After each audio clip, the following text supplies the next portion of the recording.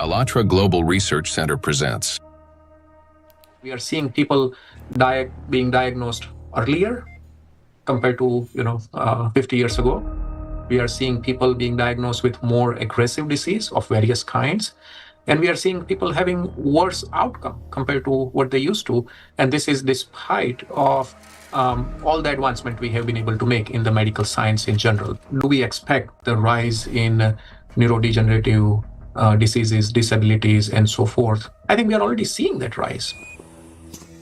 The rise in cancer rates worldwide is absolutely frightening. I think it's very legitimate to call it an epidemic.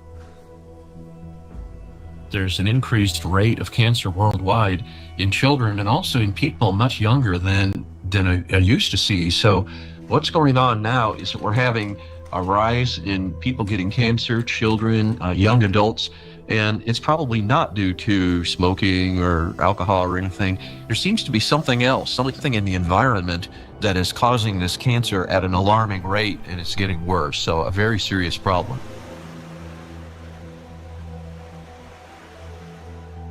Diseases are emerging early in life. Today's generation is getting sick at ages when their parents were still healthy. And what's worse is that they're often battling not just one, but multiple chronic diseases simultaneously. How can this be happening despite all the advances in modern medicine? What if behind this rapid global decline in human health, there lies a hidden factor, one that we've overlooked all along? Nanoplastics, a threat to life. We're talking about microplastics, tiny particles that can't be seen with the naked eye. They're much thinner than a human hair, extremely fine. From the molecular level to the scale of entire ecosystems, understanding microplastics is crucial for protecting the biosphere and public health. I was also surprised that it took so long, to people to recognize that's a problem, because this plastic production increased super high in the 1950s, and we have now, I guess, something between 400 and 500 million tons of plastic production every year, and this keeps accumulating, and in all our ecosystems. So it's not only affecting the human life, but the whole ecosystem. So it's every individual, every plant, even bacteria.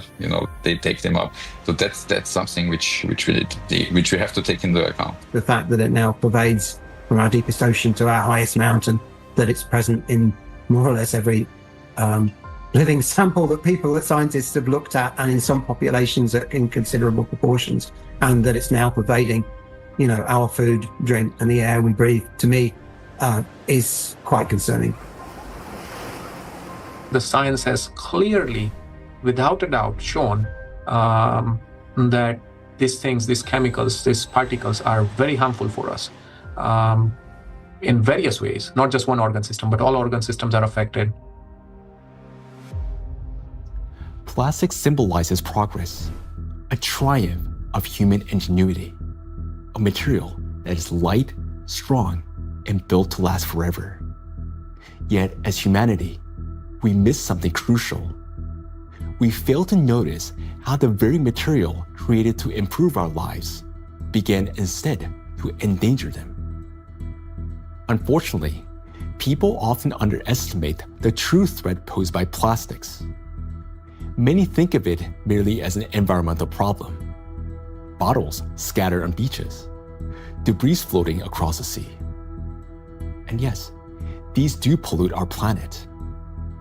But large plastic pieces alone cannot destroy the entire biosphere, including humanity, unlike the microscopic particles they eventually become. This plastic bottle,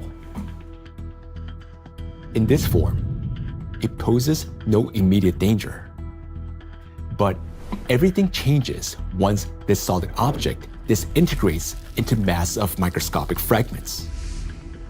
If this half-liter bottle were broken down into plastic particles just 1 micrometer in size, it would create roughly 10 trillion of them. And if all those particles were to penetrate the cells of a human body at once, this single bottle, in the form of nanoparticles, would destroy a person within minutes. Micro and nanoplastics are a threat to life itself. And by life, we mean not only human existence, but the very survival of the entire biosphere. Scientists are sounding the alarm that even today, exposure to these particles is leading to deterioration of health, as well as physical and cognitive decline across humankind. A growing body of research links micro and nanoplastics to the development of diseases, genetic mutations, and the rise of antibiotic resistance. Some researchers even associate tiny plastics with climate anomalies, natural disasters, an increase in seismic activity as trillions of microscopic particles interact with the environment. Over time, they could create uninhabitable zones across our planet. And all of this begins with a simple chain reaction. When plastic, like this very plastic bottle, breaks down into micro and nanoplastics. This documentary is a result of a large-scale investigation. We've examined hundreds of scientific studies and thousands of facts to answer key questions, like why are plastics so particularly dangerous?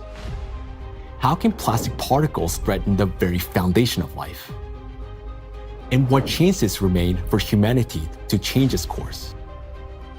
Today, only a few hundred, perhaps a few thousand people truly understand the magnitude of this threat. A number far too small for a world of 8 billion.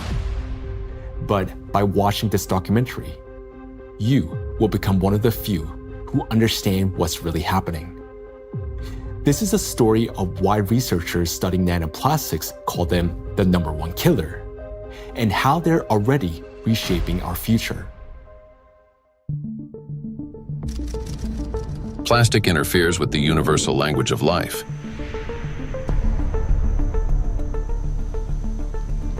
We are living in an era when life on Earth is disappearing faster than ever since the age of the dinosaurs. Currently, the extinction rate of species is 1,000 times higher than the natural extinction rates, making our time one of the most devastating periods in all of history in terms of biodiversity loss. The 6th mass extinction is already underway. The modern world is plunging into a biological collapse, like the ones in the past that wiped out up to 90% of all living creatures on the planet. While past global catastrophes were driven by volcanic eruptions or meteor impacts, today a new factor has joined these forces of nature, an invisible enemy created by humans, capable of destroying all life. Plastics are everywhere.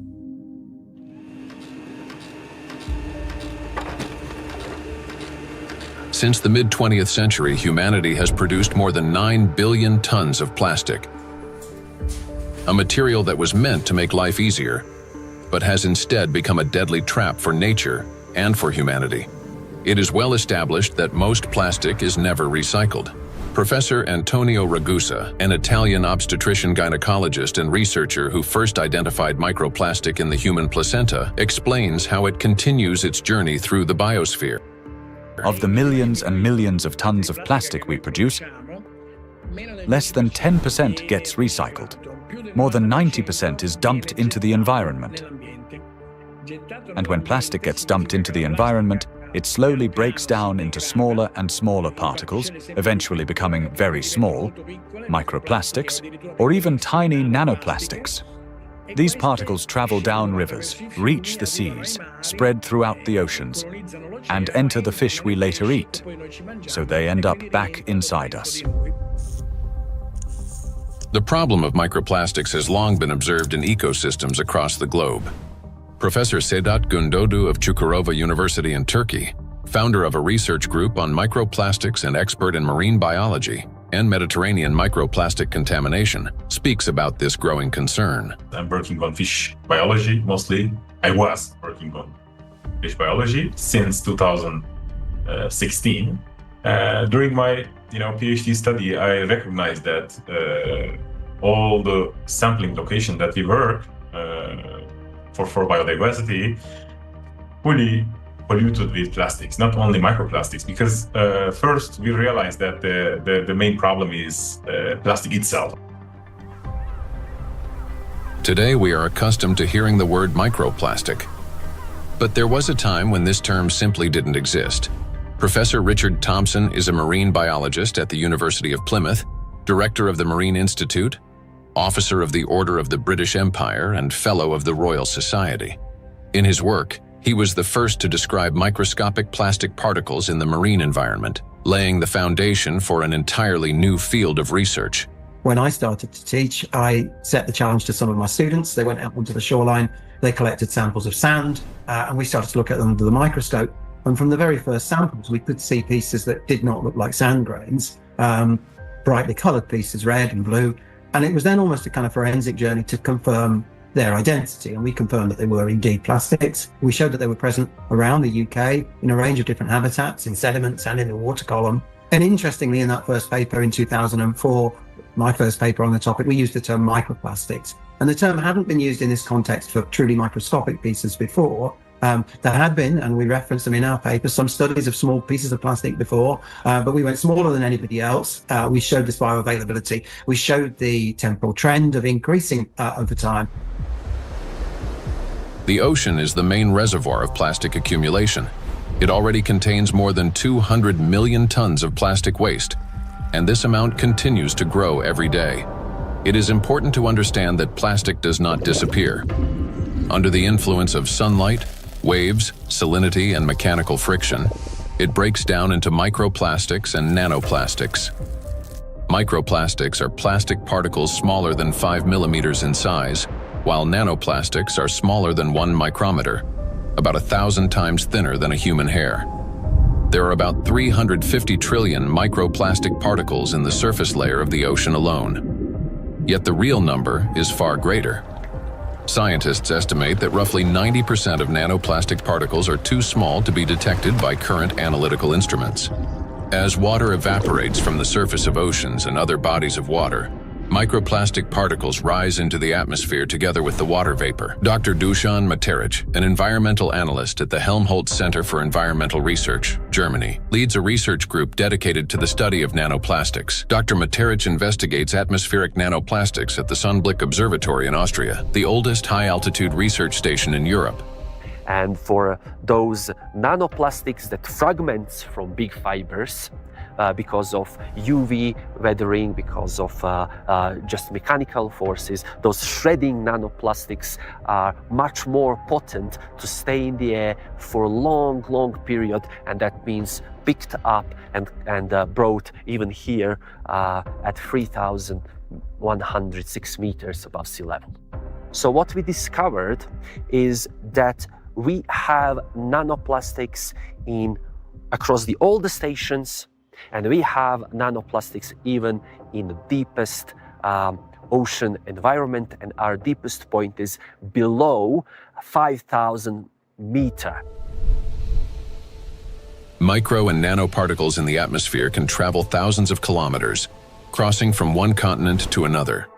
This is noted by Dr. Elke Ludewig from Austria, who heads the Sonnenblick Observatory and the European Center for Cloud Ambient Intercomparison, where the transport of these particles and the effects of this process are recorded. We know from different cases that we have really long transports of particles from, for example, Japan up to here, or Canada, for example. There are two examples I can tell you. The one is the accident in Fukushima. It took about 11 days until particles, aerosol particles with a higher radiation, received the Sonnenblick Observatory. Another example was in 2025, on the 9th of June, there was a kind of transport, an air mass from Canada received the station here. We could see it in the sky. Of course, we could see it in our data that we had higher aerosol concentration, but the really impressive moment was, and that's why it's also important to have stuff up here, we could really smell the burn in the air. And this lasts for the whole day. So there you can see how intense effects somewhere on the globe, especially on the North Hemisphere, can be, and it's still transported hundreds of kilometers around the North Hemisphere, and we can measure it here and show what it is. Atmospheric micro and nanoplastics then return to Earth with precipitation, falling with rain or snow and settling in forests, on farmland, and across grasslands, where they seep into the soil and penetrate plants. This is happening all over the planet, in both the northern and southern hemispheres. Liliana Cáceres Sanchez, MSc in Science, Technology and Health, a biologist specializing in ecotoxicology and environmental protection, and a researcher at the Center for Research in Exact Sciences and Engineering at the Bolivian Catholic University San Pablo, notes that microplastics are present in natural environments, in living organisms, and in food products. In recent years, we've conducted analyses of soil, air, and both surface and groundwater in Cochabamba. We have also examined lakes and lagoons, and in all of these samples, we have found microplastics. The fact that we found microplastics even in areas with no human presence suggests that microplastic particles are actively moving through the environment.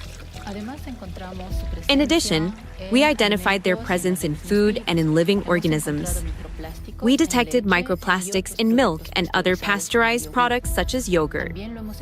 They were also found in wild animals, for example, in the Titicaca water frog and in fish from a lake near Cochabamba called Angostura.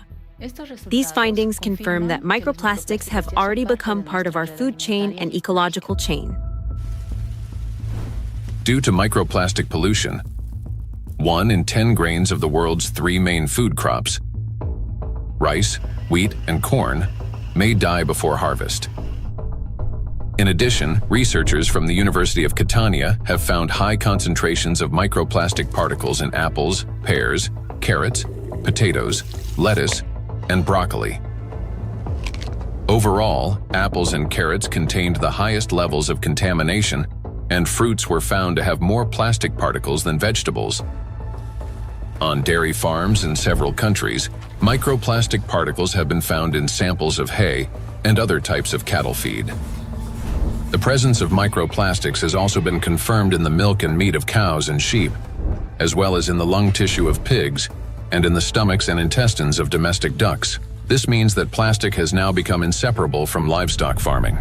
Scientists from the University of Newcastle in Australia estimate that the average person today consumes around 250 grams of plastic per year through food, the weight equivalent of 50 plastic bags. Moreover, humans inhale micro and nanoplastics. According to studies, an adult can inhale up to 106,000 microplastic particles during a 2-hour walk in a large city. And in areas near bodies of water, that number significantly increases. We encounter micro and nanoplastic every day when we brush our teeth, take a shower, eat, run errands, go for a walk, wear our clothes, use household appliances, or take medications, and when we are working on a computer, riding public transport, drinking coffee on the go, shopping in a supermarket, or relaxing outdoors. Micro and nanoplastics are everywhere, and we barely notice how deeply these particles have become embedded in our everyday lives today.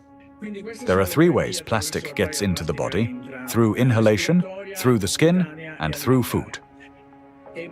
And what happens next? It enters the bloodstream. Until fairly recently, about 15 years ago, people thought plastic was inert. And in fact, if you look at these plastic pellets, not microplastics but larger macroplastics, even if you put them in water, they just sit there quietly. It seems like they don't interfere much with the environment. But once they break down into micro and nanoplastics, they get into the human body through those 3 pathways, enter the bloodstream, and from there reach all the parenchymal tissues, that is, the organs, kidneys, liver, heart, arteries, veins, placenta, breast milk. Micro and nanoplastics have already become an inseparable part of the human body.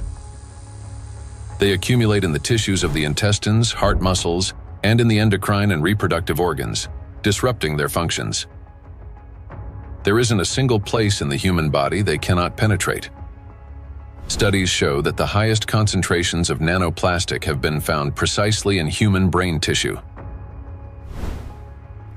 Professor Lucas Kenner, a pathologist, cancer researcher, director of the Christian Doppler Laboratory for Applied Metabolomics, and scientific director of the Micro-1 project studying microplastic and its effects on health, explains how micro and nanoplastic particles can evade the body's defense mechanisms and reach the brain within just a few hours.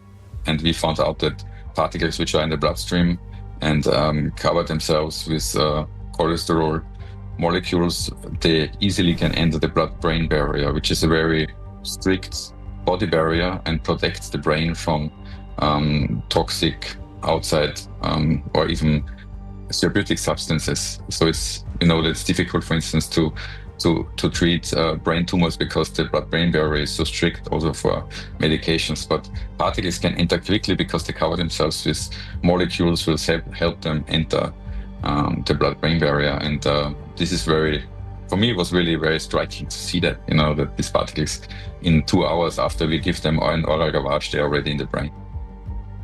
Scientists at the University of New Mexico have found that in every gram of brain tissue in middle-aged individuals, there are about 4,900 micrograms of plastic.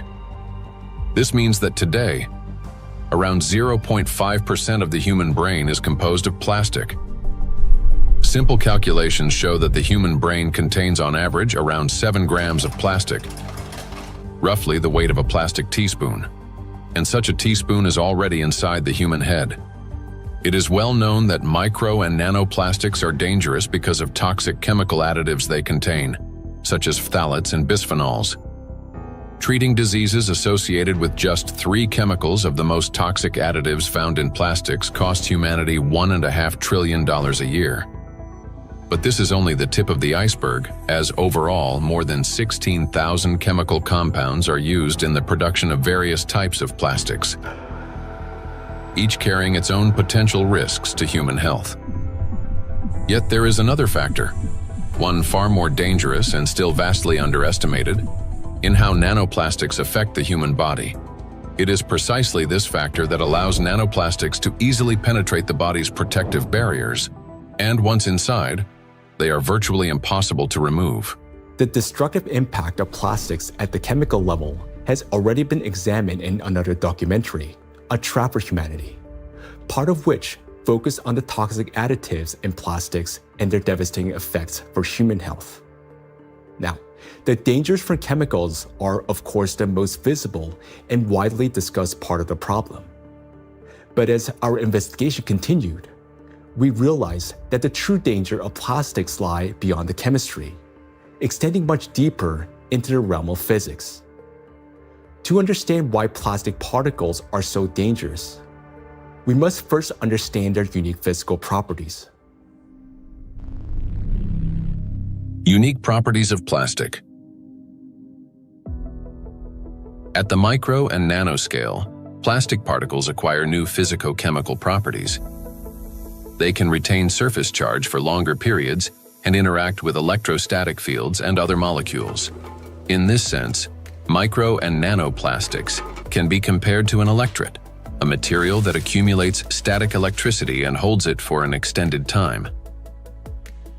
Moreover, plastic particles not only retain an electrostatic charge, but can also recharge it. This occurs through the triboelectric effect. That is, when plastic comes into contact with or rubs against other surfaces, including fabrics, cells, and liquids. In other words, plastic particles can recharge themselves, restoring their electrostatic charge again and again. To understand how the properties of plastic differ from those of other materials, we conducted a simple experiment. Here, inside transparent plastic cups, we suspended several objects made of different materials: a metal needle, a wooden matchstick, a copper wire, and a strip of magnesium. Now, while these objects remained motionless when a plastic rod was brought close, everything changed dramatically when we rubbed the plastic rod against the wall. That is, all the suspended object began swinging and moved toward the rod. So, what caused this reaction? The answer lies in the electrostatic charge that formed on the plastic surface. For example, a wooden rod, unlike plastic, cannot hold such a charge. even after rubbing it with wool. The material caused no movement. The same was true for metal scissors, which showed no effect until the material touched a magnet. Only then did the metal needle respond. So this experiment clearly shows how material responds differently to electric and magnetic fields. Now, plastic stands out among other materials because it can not only accumulate, but also retain electrostatic charge for a prolonged period. This is distinct from wood, which quickly dissipates charge because of its moisture content, and therefore has little effect on other nearby objects. It's a dielectric material. Metals, on the other hand, do not hold charge but quickly redistributes it across their surface. They're conductors. Magnets, meanwhile, create magnetic rather than electric fields and thus cannot attract electrically neutral objects in the way a charged plastic can. So this is what makes electrostatically charged plastic so dangerous. It is an invisible force capable of changing everything around it. Once charged, plastic can attract even neutral particles, disrupting many natural physical processes. And as plastics breaks down into smaller fragments, micro and nanoplastics, it doesn't lose its properties. In fact, the impact of plastic on the environment and living organisms only intensifies as the particles become smaller. It's the charge that makes plastic especially dangerous to all life on our planet. Therefore, plastic cannot be regarded as passive waste.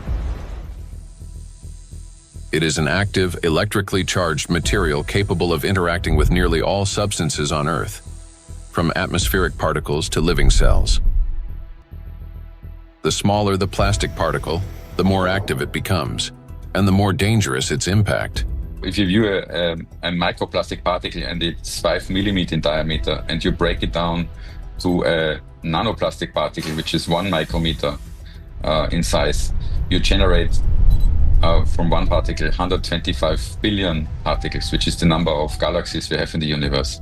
And the surface of these particles is 5,000 times larger than the 5 millimeter particle. So this just exemplifies how big an issue the breakdown of those plastic particles in even and all the time smaller particles. And these particles have maybe totally different properties than the large 5 millimeter particles. So you not only change the size, but also the surface and the properties of the particles. Nanoplastic has an enormous surface area compared to its mass. It's like a tiny grain with the surface area of a football field. This is called a high specific surface area. The larger the surface, the greater the particle's ability to accumulate and retain electrostatic charge, and the more active sites it contains that bind proteins, metal ions, lipids, and other molecules from the surrounding environment can attach. To understand how dangerous these tiny charged particles are, let's run a simple mental experiment. For example, we have an ordinary 1.5 volt battery. If we divide it into 125 billion tiny batteries, and suppose each of them still had the same power output of 1.5 volts, their aggregate power would equal 187.5 billion volts. Imagine how much greater the voltage will become. Similar things happen with plastic. When a single fragment of plastic is divided into 125 billion particles, each carrying a charge, the amount of charge increases. Today, millions of tons of plastic in our biosphere are constantly breaking down into smaller and smaller particles, each carrying an electrostatic charge that allows it to penetrate everywhere. Consequently, as the number of electrostatically charged plastic particles grows, an excess electrical potential builds up throughout our planet. This is a major factor disrupting the Earth's energy balance, contributing to warming of the oceans, increase in atmospheric anomalies, as well as the number and severity of natural disasters each year. Note that the warmer the ocean, the more acidic it gets, and the faster plastic breaks down into charged micro-nanoplastics. This in turn leads to greater buildup of energy on our planet, amplifying all these processes in a self-reinforcing chain reaction. In addition, the smaller the particle, the more easily it penetrates the protective barrier of living organisms, including humans, triggering various chronic diseases and killing millions of people. We'll explore all of this in detail. In other words, plastic fragmentation does not make it safer. On the contrary, it transforms it into nanoparticles that readily penetrate living organisms. We know so far that compared to microplastics, nanoplastics can pass through the cell membranes much easily. That means that they can go to our bloodstream, not just us animals as well, and they can be carried to certain organs, deposited there, hard to be excreted back and things like that. This is why nanoplastic is far more dangerous than microplastic, as its capacity to accumulate electrostatic charge is significantly greater. Due to their electrolyte behavior and small size, plastics do not remain inert particles. They become charged and transform into trillions of micro and nano killers. It is through this charge that tiny plastics can penetrate deep into the living tissues and even destroy them. Today, these particles are everywhere, and they're already interfering with the delicate electrical processes in nature. Now, we often think of electricity as something artificial, confined to light bulbs, batteries, and wires. But in reality, electrical impulses are the very language of life. That is, they enable the entire biosphere to function. And it is precisely these natural processes that electrostatically charged micro and nanoplastics are now disrupting. Universal language of nature.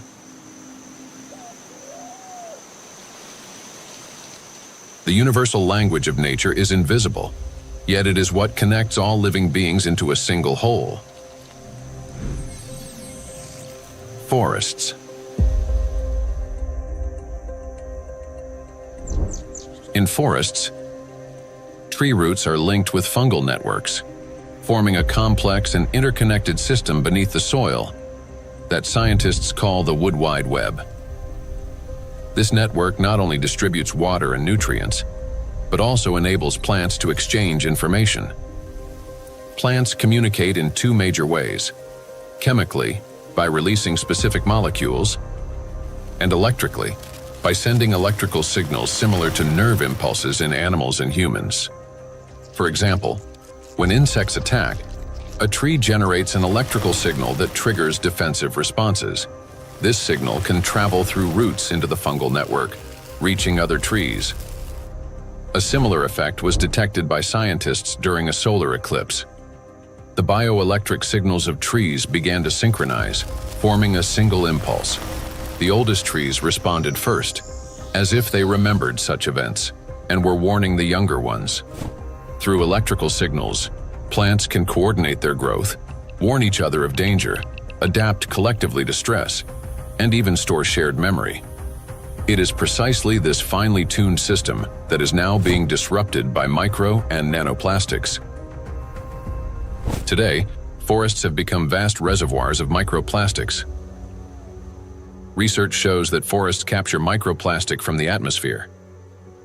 As air currents pass through forests, they carry tons of microplastic particles. The forest functions as a massive filter. Tree canopies and leaves literally comb out particles from the air. In the past, this process helped purify the atmosphere from dust and dirt. Today, however, along with these natural particles, micro and nanoplastic are also being trapped. Unlike dust, which can become part of organic matter, plastic does not decompose. It remains in leaves, accumulates in soil, and persists in forest air. Every day, dozens of microplastic particles settle on each square meter of the forest canopy.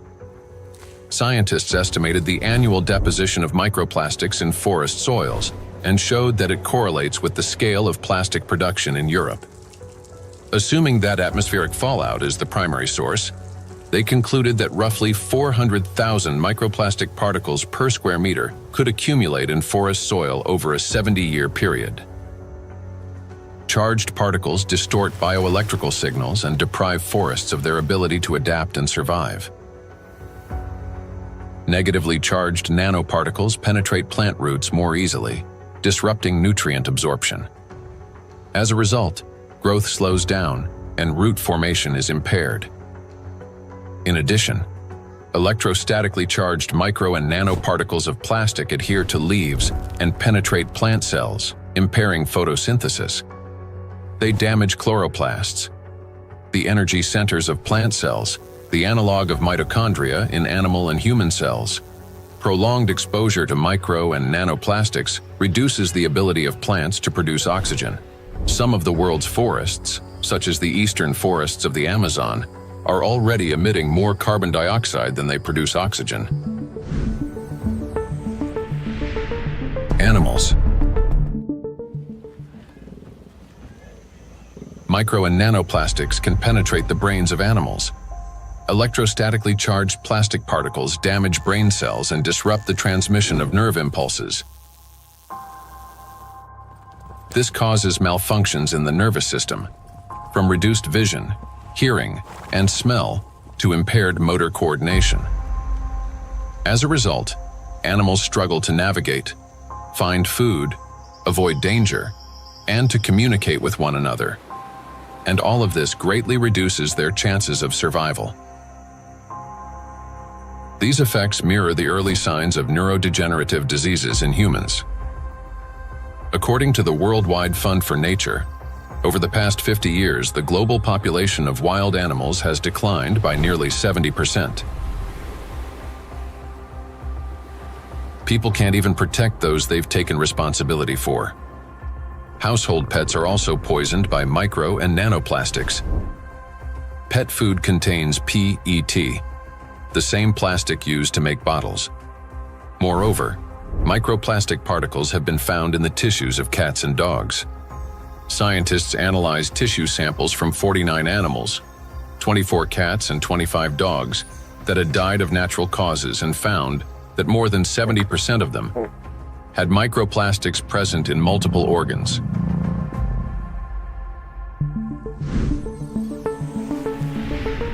Insects. The rate of insect extinction is 8 times higher than that of mammals, birds, or reptiles. The crisis is especially severe for pollinators, bees, whose role in ecosystems and agriculture is critical. Wild and domesticated bees pollinate 75% of agricultural crops and 90% of wild flowering plants. More than 30% of the world's food production depends on bees. Today, populations of honeybees and wild bees are declining rapidly. If this trend continues, half of all bee populations may disappear within the next decade. The disappearance of bees means the loss of the link that connects plants and food, nature, and humanity. Studies by Indian researchers have identified a correlation between microplastic pollution and declining populations of insects. Bees interact with their environment through electrical impulses. They navigate not only by scent, color, and flower shape, but also, remarkably, by sensing a flower's electric field. When a bee approaches a flower, they communicate through the electrical field. As bees fly, friction with the air gives their bodies a positive charge, while flowers, being grounded, carry a negative charge. This difference creates an electric field that allows pollen to transfer to the bee even before it lands. Experiments have shown that bees can distinguish flowers by their electric fields, associate specific electrical signals with the presence of nectar, and even determine a flower's freshness by the strength of its residual charge. After a flower has been visited, its electric field weakens, and other bees can read the signal that the flower contains less nectar. Moreover, the bee's own electric charge can stimulate a plant to release fragrance, attracting even more pollinators. Thus, an entire electrical communication system operates between bees and flowers. The electrostatic charge carried by micro and nanoplastics distorts these electrical impulses, affecting the bee's brain and nervous system. As a result, bees can no longer recognize flowers, locate nectar, find its way home, or identify members of their colony. Even the smallest doses of microplastics can be lethal to bees. Bees are covered in sensitive hairs and constantly interact with their environment, allowing plastic particles to settle on their bodies and easily penetrate them. One of the leading experts studying the impact of microplastics on insects is Professor David Baraki, PhD in ecology and animal ethology, biologist, and head of the Cognitive and Behavioral Ecology Lab, B-Lab, at the University of Florence. We already know from our studies and studies from other colleagues that, for instance, the microplastic can affect the gut microbiome. So if they feed with microplastics, this can generate dysbiosis, or the microbiota can be affected. In the same way, we found that it can affect the immune response. So both honeybees and bumblebees have a kind of immune depression, so they are not any longer able to fight infections. And they can also show altered behavior. So, for instance, again, learning and memory is affected. Polyethylene doesn't seem to harm too much honeybees, and polyestyrene had a strong impact not only on survival but also on learning and memory. So in our experiment, we really found that this polymer, concentration that we probably can find in environment, can actually impair memory formation and memory retrieval. And this is, of course, alarming because for honeybees, it's, as I said, it's very, very important to have a good learning and memory capabilities. When microplastics enter a bee's body through food or air, they damage the intestine, disrupt metabolism and reproductive function, weaken the immune system, and alter their behavior, even to the point of losing the ability to navigate.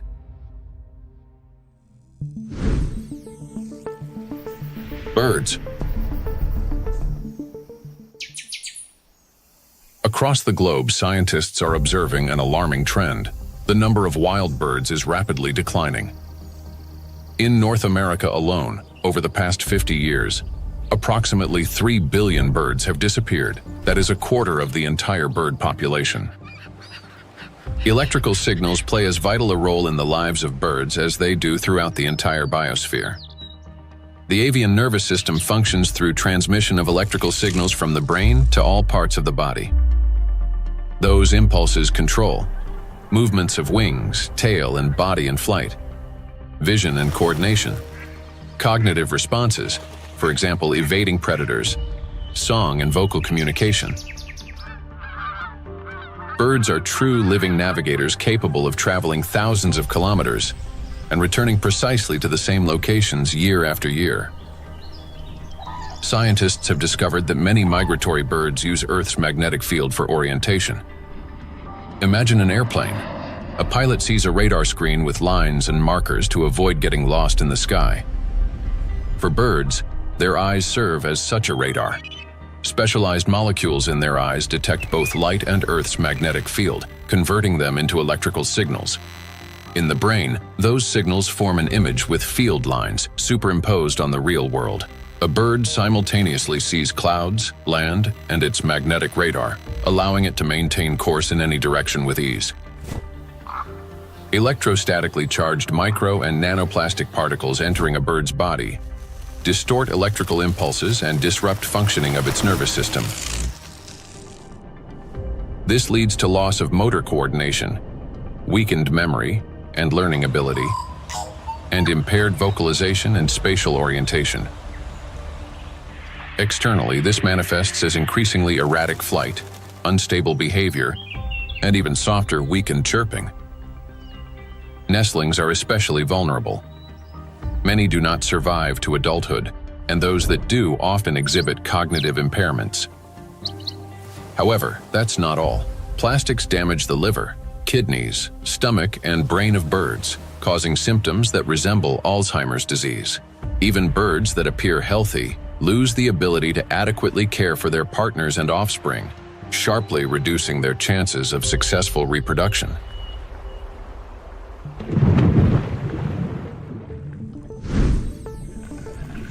Marine life.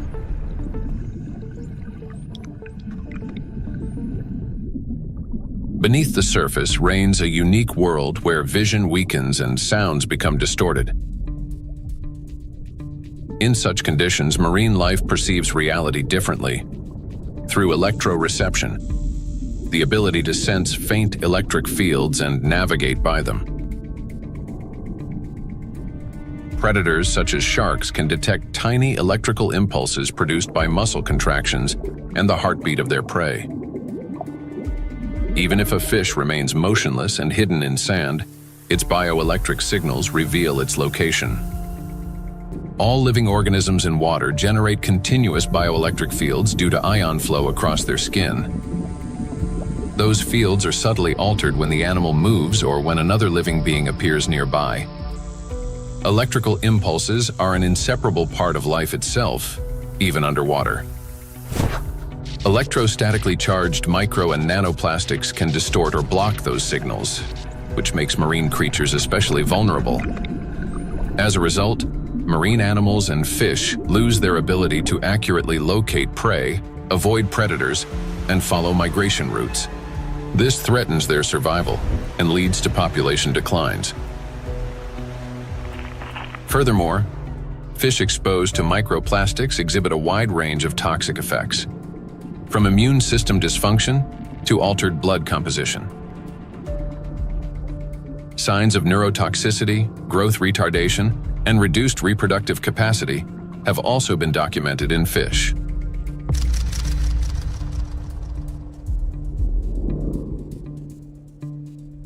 All processes in the biosphere rely on extremely subtle electrical impulses. It is these impulses that become distorted by electrostatically charged micro and nanoplastic. Micro and nanoplastics have already permeated every environment and integrated into all ecosystems. The examples given here represent only a small part of a global problem. Disruptions are occurring throughout the biosphere without exception, and the outcome is the same everywhere. Distortion of signal transmission, breakdown of biological connections, malfunction of living systems, and ultimately, the death of life itself. Micro and nanoplastics are everywhere, and everything they touch is slowly dying.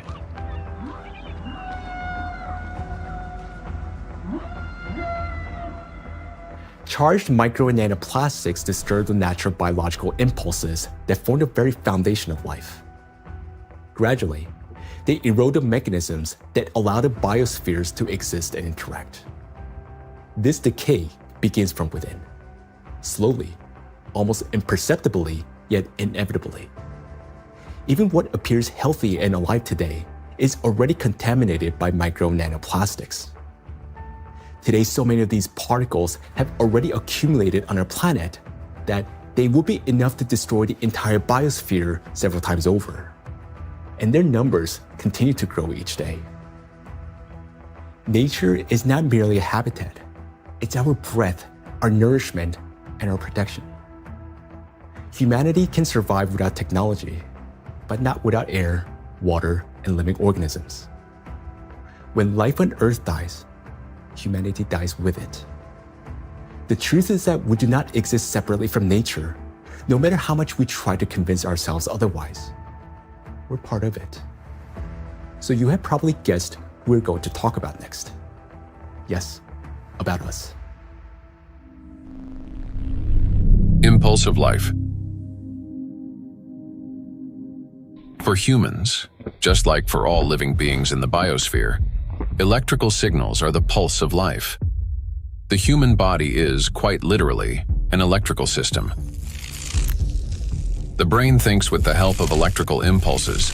The heart beats because cells transmit electrical signals to one another, and muscles contract when they receive signals from the nervous system.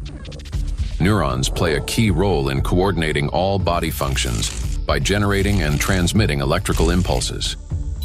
How an electrical impulse is generated in neurons. Every neuron has a membrane with the so-called gates, ion channels. When a signal needs to be transmitted, some of these gates open, and ions begin moving quickly into or out of the cell.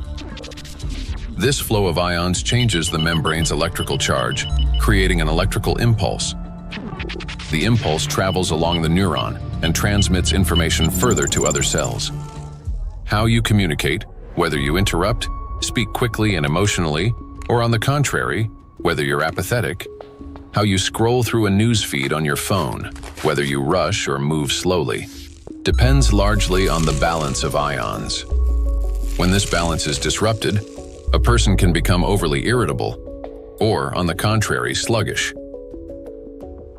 Every movement and reaction of our body is based on electrical impulses in neurons and other cells. For example, if you accidentally touch a hot object, nerve fibers instantly transmit a signal to the brain, which commands the muscles. Pull your hand away. Without electrical impulses, the body wouldn't be able to maintain a stable internal state, homeostasis. Even the immune system cannot function without electrical impulses. The speed and strength of every immune cell's response depend directly on the quality of impulse transmission. Emotions and thoughts are also the language of electrical impulses. When you feel joy, sadness, excitement, love, or recall a memory, tiny electrical sparks run between neurons.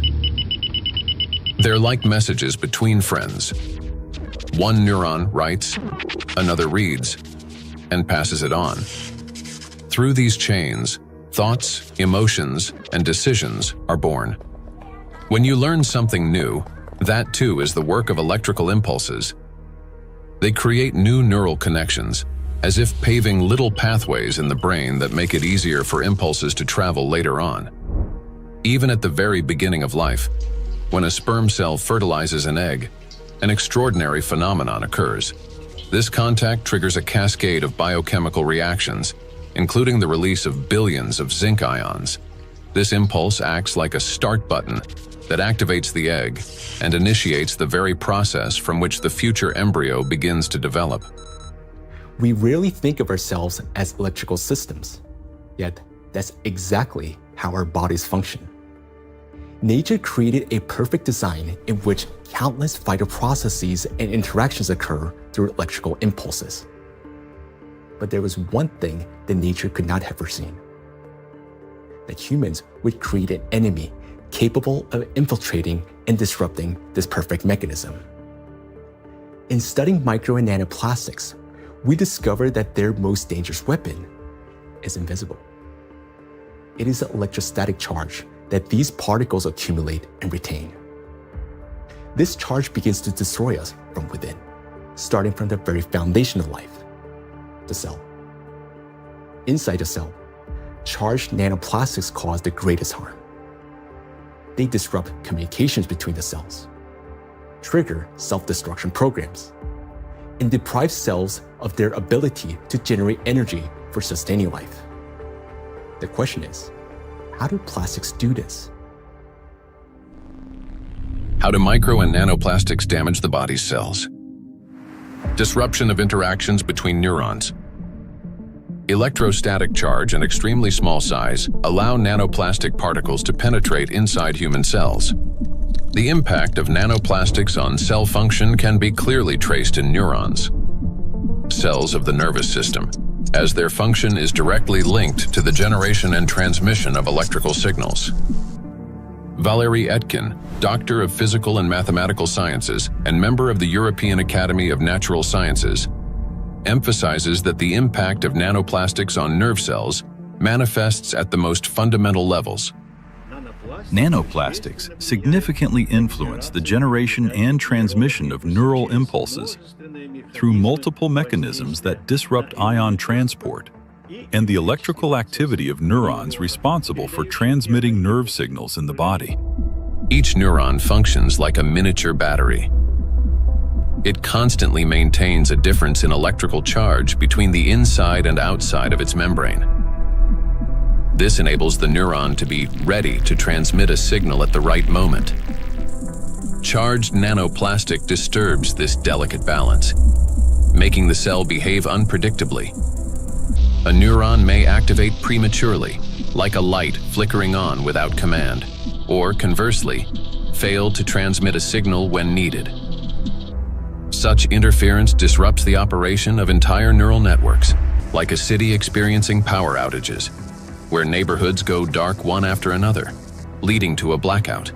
In addition, as shown by research conducted by Chinese scientists from Southern Medical University in Guangzhou, nanoplastic interferes with the operation of ion channels. Nanoplastic carrying an electrostatic charge can interact with these channels and alter their structure. As a result, the gates may fail to open or remain open for too long. This also disturbs normal signal transmission throughout the nervous system. When electrostatic interactions occur with charged membrane lipids, they cause a redistribution of charged lipids and proteins within the membrane, which leads to impaired functionality of these lipid membranes. This results in localized changes in ion concentration and the formation of ion concentration gradients around charged particles. The function of ion pumps, which are essential for maintaining ion balance, becomes disrupted. Ion pumps are mechanisms that move substances against their concentration gradients, a process known as active transport. When these processes become unbalanced, they accumulate energy that can later be used by biological systems to perform work. And so, the work of these pumps may be disrupted, yet it's one of the core mechanisms underlying biological activity. Signal transmission between neurons is a complex yet remarkably coordinated electrochemical communication process in which special molecules, neurotransmitters, play a crucial role. These molecules act as couriers, transferring information from one neuron to another in a strictly ordered manner. Nanoplastic particles carrying an electrostatic charge can interfere with the release of neurotransmitters or trigger their discharge without proper signaling. As a result, chaotic and false signals emerge in the brain, as if the nervous system can no longer distinguish what messages to send, when to send them, or where they should go. Any disruption in communication between neurons inevitably affects our mental state. If you find yourself becoming forgetful or absent-minded, if you have difficulty concentrating or remembering even simple things, it may be a sign that the degradation of neural connections has already begun. Nanoplastics not only interfere with communications between neurons, but they also penetrate directly into cells and even trigger their self-destruction. Cells start the process of self-destruction. Each cell continuously produces specific molecules known as reactive oxygen species. These molecules participate in processes of growth, division, and programmed cell death. Under normal conditions, their levels are regulated by the cell's defense system, antioxidants, acting as cleaners. Antioxidants rapidly neutralize excess reactive oxygen species, preventing them from damaging the organism. When a cell is exposed to irritants, such as infection, injury, or toxins, it produces elevated levels of reactive oxygen species, which in excess can damage vital cellular structures. This leads to oxidative stress, a kind of chemical assault within the cell. In response to damage and oxidative stress, a natural defense mechanism is activated: inflammation. Its purpose is to eliminate the source of injury and restore balance. However, in the case of electrostatically charged nanoplastic, this mechanism ceases to function properly. Plastic particles remain inside the cell and act as a continuous irritant. The inflammation does not subside and becomes chronic. As a result, DNA, proteins, membranes, and other key cellular structures are damaged. Ultimately, the cell either can no longer function properly or initiates its own self-destruction. We've done remarkable studies and discovered that plastic embeds itself inside the cytoplasm. The cytoplasm contains organelles, small structures that keep the cell alive and functioning. Plastic gets into the cytoplasm and stays there. It becomes surrounded by a membrane. Similar to the cell membrane, the cell isolates it because it wants to destroy it. And it starts producing enzymes and other substances the cell normally uses when it's invaded by microbes, viruses, bacteria, or antigens. But unlike those natural invaders, plastic is indestructible, as we said. So the cell is essentially subjected to chronic stress, and eventually it becomes diseased. The Microplastics Research Group at the Bolivian Catholic University in Cochabamba uses aquatic planarians, small organisms that serve as highly useful biological models. Their strong regenerative capacity makes it possible to detect early changes in cellular processes similar to those that occur in other animals. Microplastics, especially when combined with other pollutants such as metals, are already affecting living organisms. Microplastics can trigger oxidative stress, an imbalance between the production of reactive oxygen species and the body's antioxidant capacity. This oxidative stress directly affects cellular metabolism, disrupting the functions of proteins, lipids, and nucleic acids, which can lead to changes in growth, regeneration, and the overall physiology of organisms. Thus, exposure to electrostatically charged nanoplastic leads to oxidative stress, inflammation, and consequently, the death of not only neurons, but also other types of cells. Oxidative stress is like a fire burning inside a cell, while antioxidants are like firefighters that work to extinguish it. Note that nanoplastics act as a fuel for the fire, feeding it endlessly until the cell is consumed from within. Yet, that's not all nanoplastics do inside our cells. They also destroy the cell's power plants, the mitochondria. Every cell lives and functions thanks to the energy produced by mitochondria. That very energy powers all processes in the body, from cell division to hormone synthesis. Even the electrical impulses that we've been talking about depend on the energy from mitochondria. And it is precisely this vital source of life that charged nanoplastics attack. Cells stop producing energy for life. Recent studies have shown that mitochondria are particularly vulnerable to the effects of nanoplastic. And that's where a cascade of processes leading to aging and disease begins. Scientists from China have discovered that the electrostatic charge and tiny size of nanoplastic particles allow them to penetrate deep into the cell and accumulate even within mitochondria, disrupting their function. Such a condition is known as mitochondrial dysfunction, a state in which mitochondria can no longer perform their essential roles. For comparison, a mitochondrion is approximately the size of a bacterium, while a nanoplastic particle is dozens of times smaller. Dr. Jeffrey Long, a radiation oncologist with many years of clinical experience and an expert on environmental exposures and their impact on human health, explains the destructive intracellular processes triggered by nanoplastic. They can get into the cell and they can damage the critical parts of the cell, particularly mitochondria. Mitochondria in each cell in the human body is sort of the energy machine. It produces the raw stuff that provides energy to the entire rest of the cell. And it is frightening to understand, and increasingly so with increasing scientific studies, that nanoparticles nanoplastics, as they get in, are actually damaging the mitochondria, that energy-producing part of the cell. They're also damaging the part of the cell involved in division and reproduction called DNA. And certainly they can affect other molecules and proteins within the cell. Mitochondria are the cell's energy and signaling center. They regulate metabolism, control cell growth and division, protect against oxidative stress, modulate inflammation and immune responses, and trigger programmed cell death. One of their key functions is cellular respiration, the process by which energy is produced. Energy in the human body is generated as follows. First, proteins, fats, and carbohydrates from food are broken down into simple molecules. These molecules then enter the mitochondria, where electrons are extracted from them. The electrons move along a specialized chain of proteins, much like an electric current passing through wires.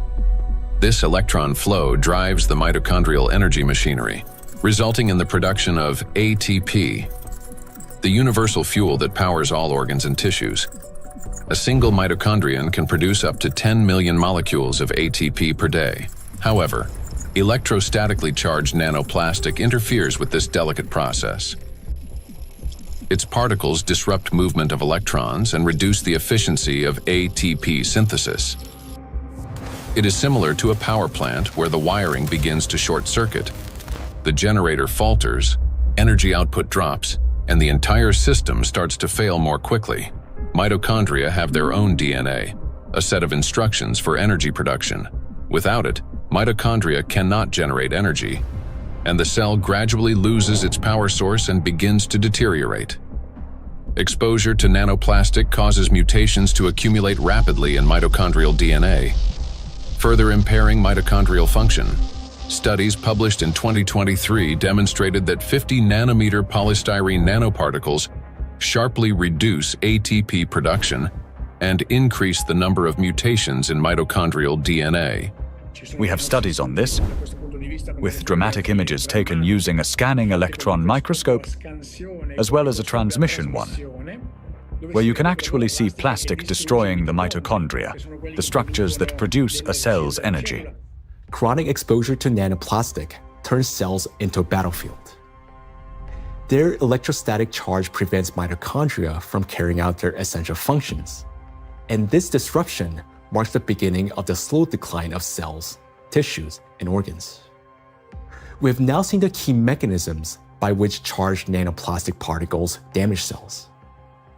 Each of these processes is destructive on their own, but they also occur simultaneously and amplify one another's effects. This chain reaction unleashes avalanche of damages leading to cell death, and ultimately causing systemic breakdowns and accelerating biological aging. Micro and nanoplastics accelerate aging.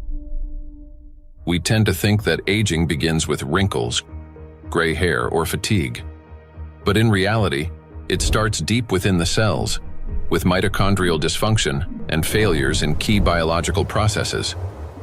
Over time, damaged and dying cells accumulate, and the body loses its ability to renew itself. Aging is the gradual wear and tear of life's internal mechanisms. Scientists identify several main mechanisms of aging, such as oxidative stress, mitochondrial dysfunction, chronic inflammation, telomere shortening, DNA damage accumulation, epigenetic alterations. These same mechanisms underlie various diseases. When mitochondria can no longer produce sufficient energy, when DNA damage accumulates, and when inflammation becomes chronic, the organism grows increasingly vulnerable. This is when conditions such as diabetes, cancer, heart attack, dementia, and Alzheimer's disease begin to develop, and they all share one root cause: the aging of cells and tissues. Here's the crucial point. Electrostatically charged nanoplastic induces the same processes: oxidative stress, DNA damage, mitochondrial dysfunction, telomere shortening, chronic inflammation, and epigenetic alterations. Thus, electrostatically charged nanoplastic artificially accelerates cellular aging. What once unfolded over decades can now progress many times faster under its influence. And we are already witnessing the consequences. Diseases are becoming younger. Scientists have found that modern generations develop illnesses earlier and accumulate more chronic conditions than their parents did at the same age. Even a difference of just a few years now translates into noticeably higher rates of disease. Cancer and hypertension remain the most common conditions. Moreover, each subsequent generation shows an increase in the number of chronic conditions in a single individual. Diseases once considered age-related are increasingly found in young people. Notably, this trend coincides with the growing plastic pollution of the environment. As a result of exposure to electrostatically charged nanoplastic, the biological cell age of people in their 20s or 30s may already correspond to that of a 50 to 60-year-old person. So very frightening how widespread nanoplastics are everywhere, probably each and every one of our cells. Even to you talking and among the audience listening, probably all of our cells have at least some nanoplastics. So let's summarize. Aging is a gradual breakdown of the cells in our bodies. Nanoplastics accelerate this deterioration, and thus the aging itself through all those destructive processes within the cells that we've just talked about. And here lies the crucial point. The same mechanisms that drive aging also underlie many chronic diseases.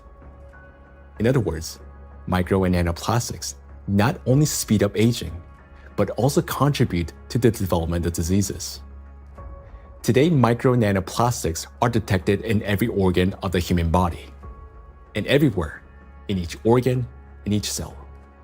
The tiny plastic particles trigger a cascade of internal destruction. Nanoplastics damage cell membranes, disrupt ion channels, induce oxidative stress, disable mitochondria, and provoke genetic mutations. These damages affect all cell types in the same way, whether in the heart, bones, lungs, or elsewhere. Now, we know the answer to the main question that began our investigation. Why and by what mechanism are nanoplastics capable of destroying living systems at the microscopic level? But what does that mean to us, for each of us? What specific diseases arise from such cellular destruction within the human body? The answers lie ahead in the next part of our investigation. Micro and nanoplastics are damaging health. Micro and nanoplastics impact the nervous system. Neurological disorders are the leading cause of physical and cognitive disability worldwide, affecting almost 3.5 billion people. Over the past 30 years, the number of such cases has risen drastically, and scientists project that within the next 2 decades, this figure could double. Since this trend mirrors a surge of plastic pollutions in our environment, it becomes clear why these diseases are becoming more prevalent and why they're increasingly affecting younger population. Now, recall the image of a plastic spoon in the brain. Unfortunately, it doesn't sit there inert or harmless. Electrostatically charged plastic particles attack neurons, the brain cells that are responsible for most of our thoughts and movements. Every day and every minute, nanoplastics are silently destroying cells in our brains, and the exposure to these tiny plastics, they never stop. In fact, it continues to accelerate. Consequently, the damage of our neurons lead to severe and often irreversible diseases like Alzheimer's and Parkinson's, multiple sclerosis, epilepsy, stroke, and many others. But neurons are not limited to the brain. They form an extensive network that coordinates and synchronizes the activity of the entire body. And when they're damaged, the autonomic nervous system begins to malfunction, disrupting the function of internal organs. For example, the intestines contain about 500 million neurons, often referred to as a second brain. This vast network plays a vital role in digestion, immunity, and even emotional regulation. But with every sip of water and every meal, an invisible stream of micro nanoplastics enters our bodies. And unfortunately, most of these particles settle and accumulate in the intestines. Micro and nanoplastics destroy intestinal barriers. The intestine is not just a digestive organ. About 70% of the cells in our immune system are concentrated there, which means its condition directly affects the protection of the entire body. So another study that we provided, showed us we are actually eating plastics, microplastics, because we analyzed 26 human cadaver. We just investigate their intestinal system, their gut content, and we found like between 9 and 10 microplastic per person in their stomach. So this is like a acute exposure. At that time, they exposed that amount of microplastics because, when you eat something, it will pass through your intestinal system. Some of them will remain inside the system. This is what we found. There remain microplastic particles inside the human stomach because grams doesn't give enough information about exposure because the particles behave according to their shape rather than their mass, because the definitive transportation feature of plastics or particles is size, because all the human barriers, the gut barrier, intestinal blood barrier, they are selective for size and the type. If they smaller than certain size, like 100 micron, they can pass through through intestinal system to the blood system. The intestinal barrier works like a filter. It allows useful substances, vitamins, nutrients, to pass through and blocks harmful ones, toxins, microbes, and foreign particles. But this entire well-coordinated system is destroyed by electrostatically charged micro and nanoplastics. It damages the cells lining the intestinal walls and weakens the tight junctions between them, making the intestinal barrier more permeable. Microbes, toxins, and plastic particles begin to penetrate the bloodstream from the intestine. In response, the immune system triggers inflammation. The intestine is also the body's second brain. Its walls contain about 500 million neurons that are directly connected to the central nervous system. This connection is called the gut-brain axis. The gut and the brain are connected through the vagus nerve. It is like a direct phone line through which they constantly exchange messages. The brain gives commands to the intestines on what to do, and the intestine informs the brain about their condition. A key role in this communication is played by the microbiota, 100 trillion beneficial bacteria.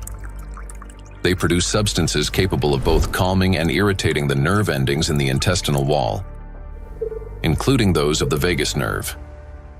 Charged micro and nanoplastics disrupt the balance of gut microbiota. Beneficial microorganisms die, while pathogenic ones begin to multiply actively. When this happens, the communication between the gut and the brain becomes distorted. When nanoplastics enter the intestine, it triggers a vicious cycle of destruction. The damage that begins in the intestine leads to systemic malfunctions throughout the body. The digestive, immune, nervous, and endocrine systems all suffer. This accelerates the body's aging process and increases the risk of serious diseases such as irritable bowel syndrome and inflammatory bowel diseases, allergies and autoimmune diseases, depression, anxiety and cognitive disorders, obesity and diabetes, cardiovascular diseases, neurodegenerative diseases, such as Alzheimer's and Parkinson's. Micro and nanoplastics destroy immunity. Researchers from the University Medical Center Utrecht discovered that immune cells exposed to nanoplastic die 3 times faster than those that are not. Such accelerated death of immune cells severely weakens immunity and reduces the body's ability to fight infections. This contributes to the spread of inflammatory reactions throughout the body. Scientists from Zhengzhou University and Henan Cancer Hospital in China have found that nanoplastics penetrate even into the bone marrow and the thymus, the organs where blood and immune cells originate and mature. The bone marrow performs 2 key functions. On the one hand, it is a blood cell factory, where red blood cells, white blood cells, and platelets are formed. On the other, stem cells of the bone marrow play a role in regenerating bones, cartilage, muscles, and fat tissue. The impact of nanoplastics on stem cells means damage to the very foundation of regeneration. First, blood formation worsens. Anemia can develop due to a lack of red blood cells. Immunity decreases due to fewer white blood cells. And the risk of bleeding rises because of platelet deficiency. Second, Damage to bone cells makes bones more fragile, increasing the risk of fractures and slowing their recovery. Nanoplastics not only destroy the immune system, but through its electrostatic charge, they also create conditions for the reproduction and resilience of pathogens. A study from the University of Illinois showed that positively charged nanoplastic particles increase physiological stress in gut bacteria such as E. coli, making them more pathogenic. The electrostatic charge plays the decisive role here. It is what increases the pathogenicity of microorganisms. At the same time, nanoplastic particles without electrostatic charge did not cause physiological stress in bacteria, and their danger to humans did not increase.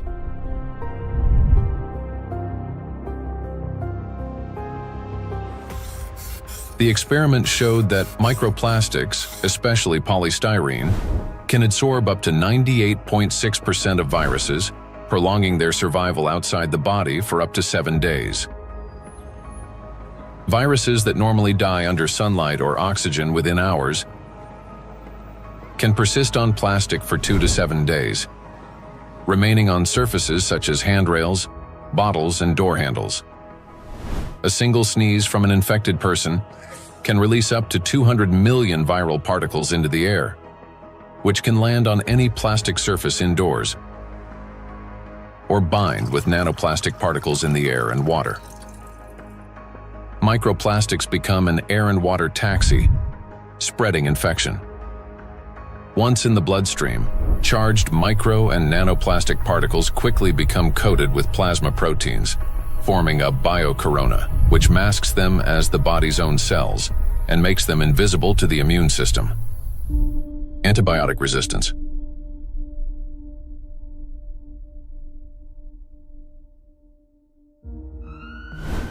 In 2019, antimicrobial resistance was directly responsible for more than 1 million deaths, with nearly 5 million additional deaths linked to related complications. Studies in 2025 show that plastic helps bacteria develop resistance to antibiotics, driving a crisis that medicine is increasingly unable to control. Why? Because plastic is the perfect platform for bacterial growth. On its surface, they easily form biofilms, a dense protective layer shielding bacteria from sunlight, drying out, immune system attacks, and, most importantly, from antibiotics. Just like viruses, bacteria can survive on plastic longer than on other materials, sometimes for 3 days or more.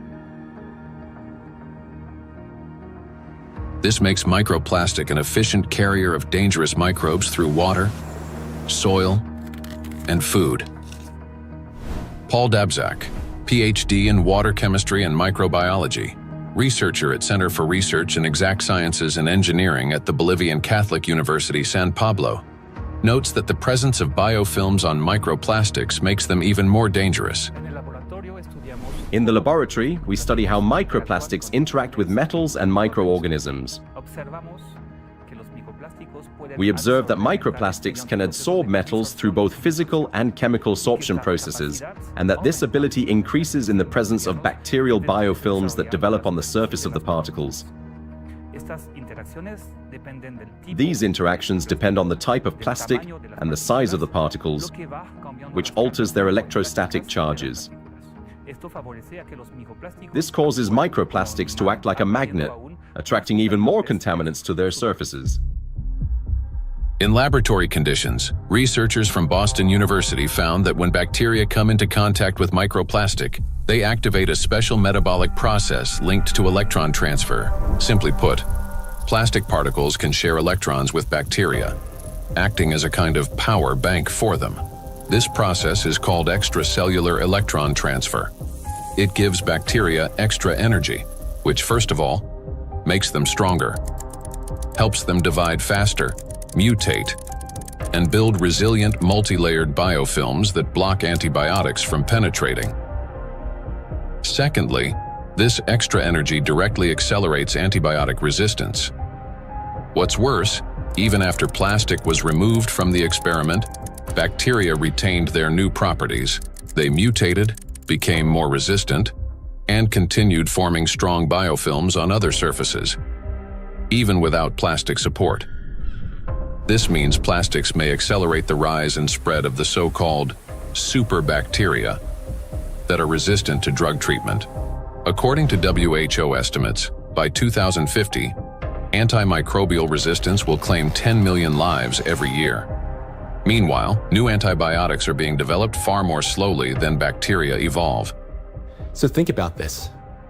Charged microplastics not only help bacteria to survive, but they also enable them to mutate into superbacteria that are resistant to antibiotics. This discovery reshapes our perspective on plastic pollution because we now understand that the problem is far more alarming than we have previously believed. And each year, the threat of antibiotic resistance is growing. In many countries, standard drugs are already losing their effectiveness, and even common infections are becoming increasingly difficult to treat. If this trend continues, antibiotics could soon become entirely useless. Micro and nanoplastics affect the respiratory system. The inhalation pathway of micro and nanoplastics is especially dangerous because plastic particles carrying an electrostatic charge can reach not only the lungs, but also travel directly into the brain through the olfactory pathway.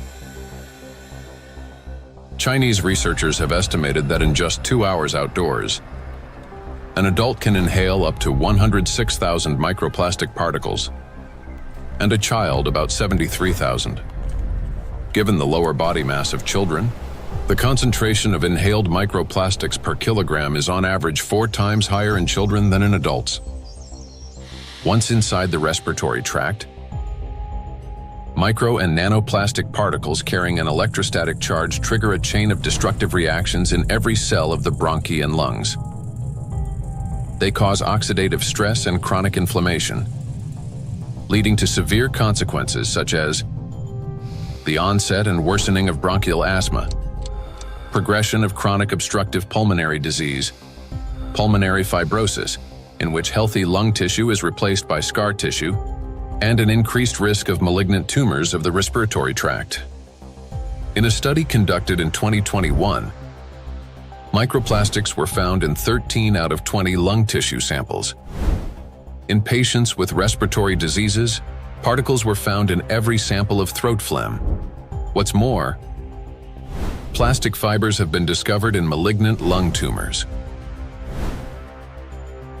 According to the World Health Organization, lower respiratory tract infections remain the world's deadliest infectious disease and rank among the top 5 leading causes of death.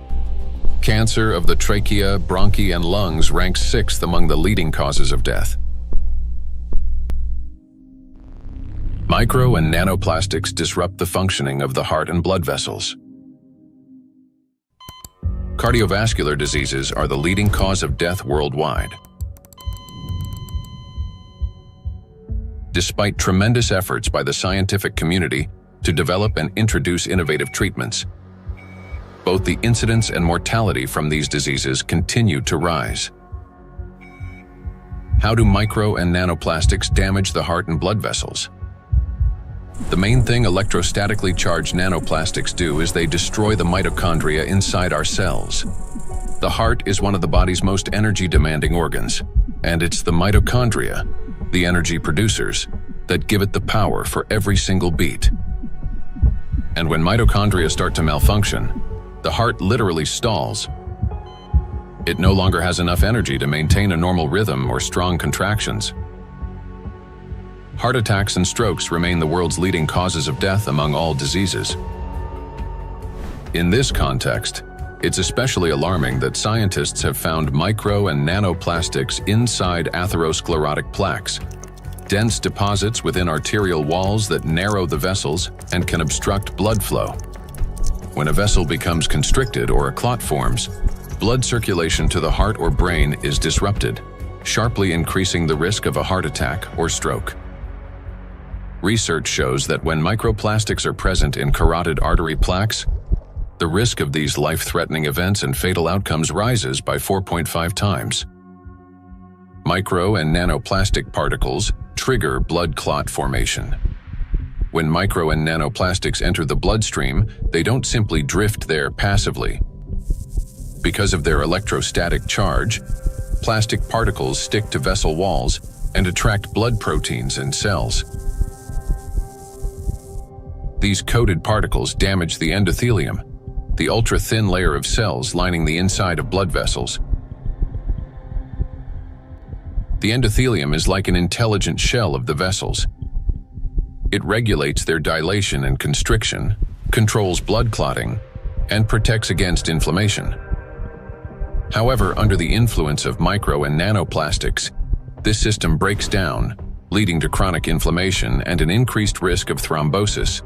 In addition, electrostatically charged microplastics can interact with blood cells, platelets and red blood cells, disrupting their normal behavior. Under normal conditions, red blood cells carry a negative surface charge called the zeta potential, which keeps them from sticking together and allows blood to flow freely, even through the tiniest capillaries. But when exposed to microplastics, this charge decreases. Red blood cells begin to clump together, blood viscosity rises, and clot formation starts. As a result, clots appear in the vessels, obstructing blood flow, which is especially dangerous for the brain, heart, and eyes. This consequently increases the risk of chronic fatigue, vision disorders, hypertension, heart attack, and stroke. Nanoplastics interact with cell membranes. Positively charged nanoparticles are strongly attracted to negatively charged components, leading to disruption of membrane integrity, for example, in red blood cells, platelets, and endothelial cells. Micro and nanoplastics induce the development of cancer. The rise in cancer rates worldwide is absolutely frightening. I think it's very legitimate to call it an epidemic. The statistics are sobering. The World Health Organization estimated that in 2020, worldwide there was about 18.1 million new cases of cancer, whereas in 2022, just 2 years later, it's gone from 18.1 million up to nearly 20 million. And in fact, according to the World Health Organization, if this trend continues, by 2050, worldwide there's going to be 33 to 35 million new cases of cancer, truly an epidemic and truly a real major health issue affecting every single person everywhere in the world. So yes, that's a huge problem. For a long time, cancer was considered a disease of old age, the result of accumulated DNA mutations, weakened immunity, and years of exposure to carcinogens. But today, because of nanoplastic exposure, mutations can begin to build up in the body at much earlier stages of life. There's an increased rate of cancer worldwide in children and also in people much younger than I used to see. So what's going on now is that we're having a rise in people getting cancer, children, young adults, and it's probably not due to smoking or alcohol or anything. There seems to be something else, something in the environment that is causing this cancer at an alarming rate, and it's getting worse. So a very serious problem, yes. And again, one of the possibilities that could be accounting for this, we'll be talking more about it, is indeed nanoplastics. We observe in the last 30 years that in some countries, we observe early onset cancerogenesis, so that tumors are diagnosed more early than previously. So that was like colorectal cancer observed earlier and diagnosed earlier than 30 years ago in average. A key role in tumor development may be played by mitochondrial dysfunction, caused by exposure to nanoplastics. This happens through the accumulation of mutations in mitochondrial DNA and the disruption of normal cell death mechanisms, which together reduce the body's ability to eliminate damaged cells and increase the likelihood of these cells transforming into tumor cells. So these tumor cells are very aggressive, and normally they don't take anything up which they cannot use. So, I mean, what could happen? I mean, this is hypothetically that they can produce some energy out of these plastics, or somehow some pathways are activated which are helping the cells to to move faster. That could be. So we need to investigate that. So it's a very important question, and we are basically on that to find out what happens mechanistically in those cells, that they can use plastics to facilitate their migratory potential.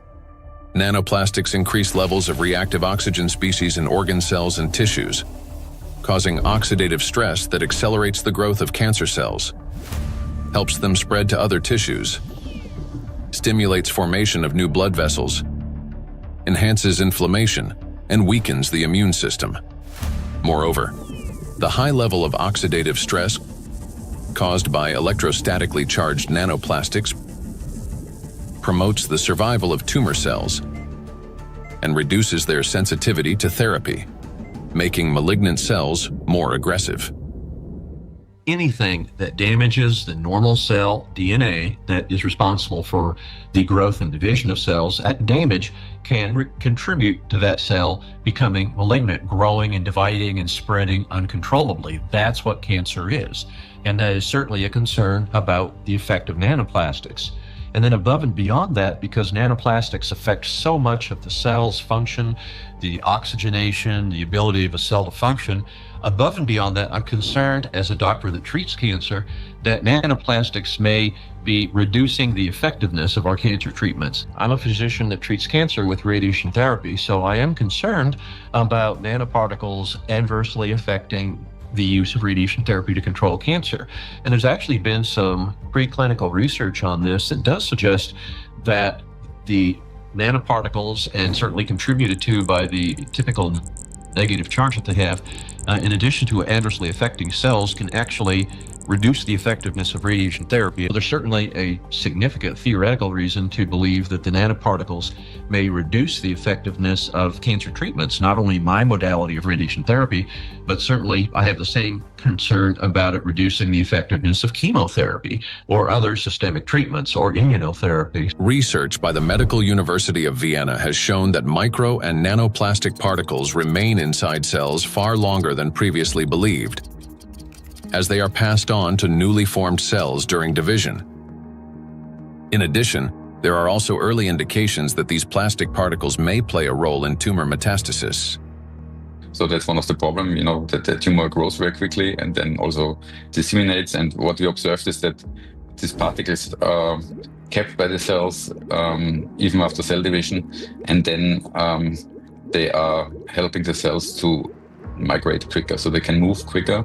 And that's a property which we also observe in tumor cells when they are in the body, so that they can move to other places and even metastasize. And so we have to assume that also in the body, that these tumor cells can basically use those plastics to proliferate and move around in the body. When I came to this plastic topic, I thought myself, that this is, we introduce here material which is potentially toxic, potentially accumulating over the years, over the decades of the centuries, so maybe for a very long time, affecting our health, but also the evolution. I not only mean the cancer evolution of how cancers originate, but even the evolution of new species and the evolution of the whole ecosystems. Nanoplastics affect every system in the human body. They act as a trigger, setting off a cascade of processes that lead to serious illnesses, all because of their electrical charge. Today, we know that nanoplastics play a significant role in the development of conditions that have become the leading causes of death worldwide. It may seem that the humanity has already faced its greatest threats: antibiotic resistance, autoimmune and neurodegenerative diseases, and cancer. Yet, there is something even more frightening than disease itself. Imagine living an ordinary life, feeling healthy, full of energy, going to gym, delivering a presentation, meeting friends. But then, a moment later, one suddenly dies. The body stops functioning as if someone has switched the lights off. Is there a link between MNPs and sudden death syndrome?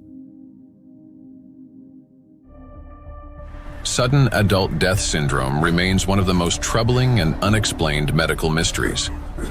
A person may show no signs of illness, yet their life ends abruptly, leaving doctors and loved ones without an answer to the question, why? According to the World Health Organization, sudden arrhythmic death claims about 5 million lives worldwide every year. In Europe and the US, it accounts for up to 20% of adult deaths from cardiovascular disease.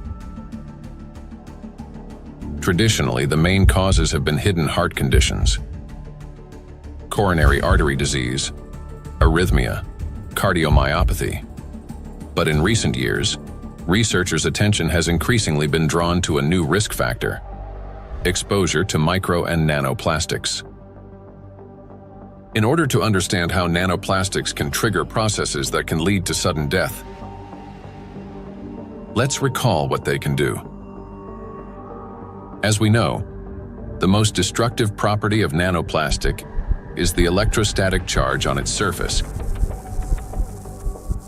which allows these particles to interfere with the transmission of electrical impulses between cells and distort the signals that coordinate the function of organs and the body as a whole.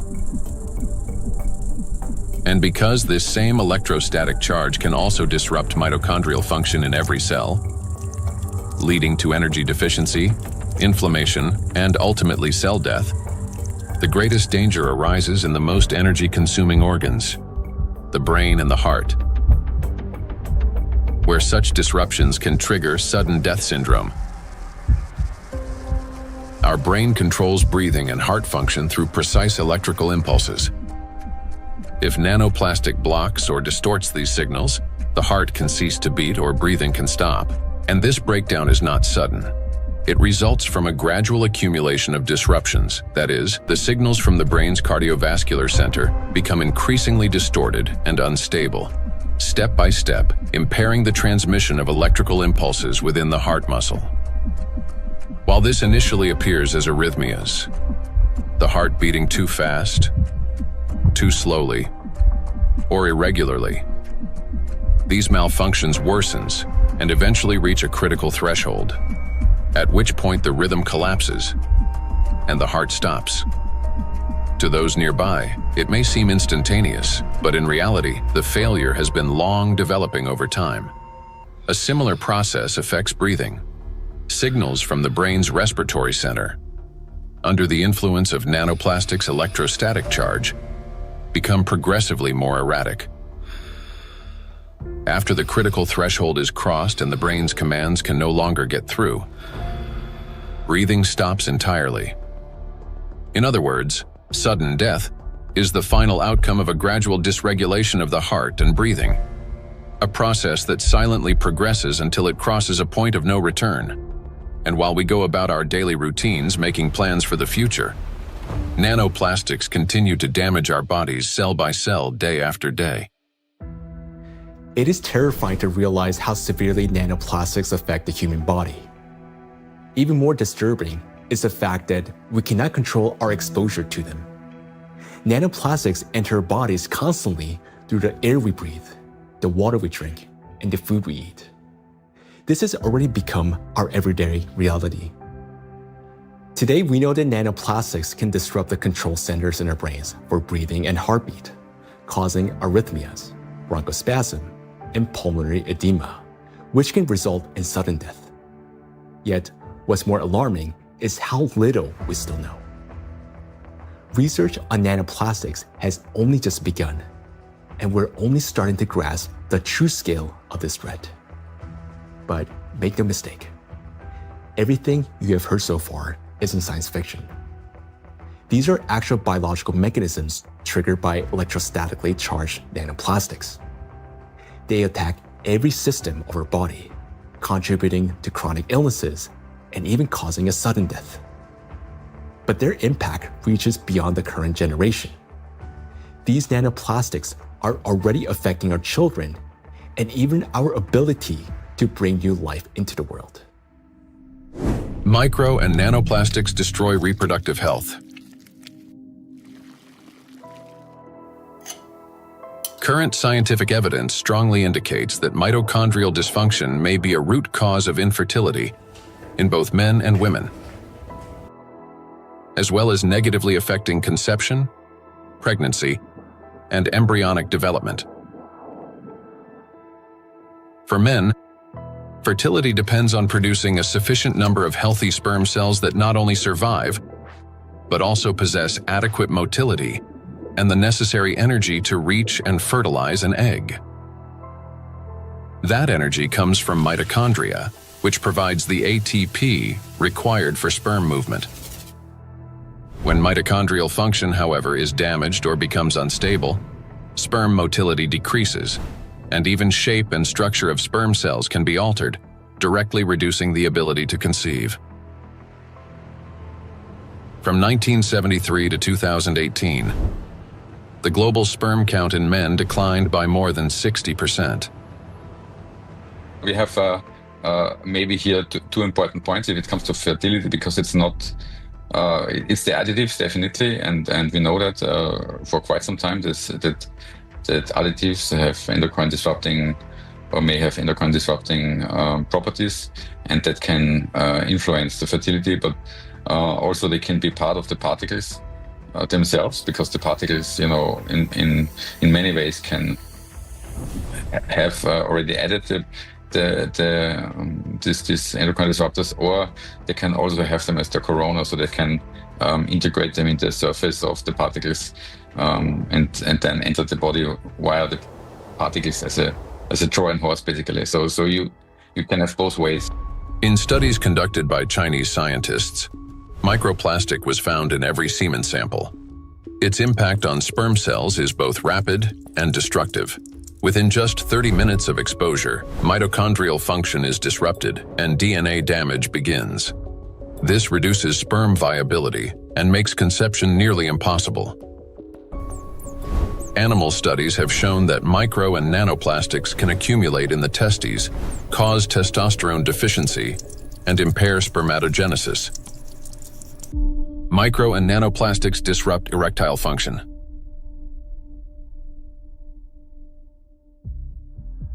Insufficient testosterone production can lead to infertility, reduced libido, erectile dysfunction, and in adolescence, delayed sexual development. Producing testosterone requires large amounts of energy in the form of ATP. Even small amounts of electrostatically charged nanoplastic entering the mitochondria can disrupt their function and decrease ATP production. This, in turn, can lower testosterone levels by 60 to 70%. Such a drop impairs blood flow in the corpora cavernosa, the structures of the penis responsible for erection. As a result, this leads to erectile dysfunction and ultimately to impotence. In addition, electrostatically charged nanoplastic interferes with nerve impulse transmission, which means that even in a state of sexual arousal, an erection does not occur.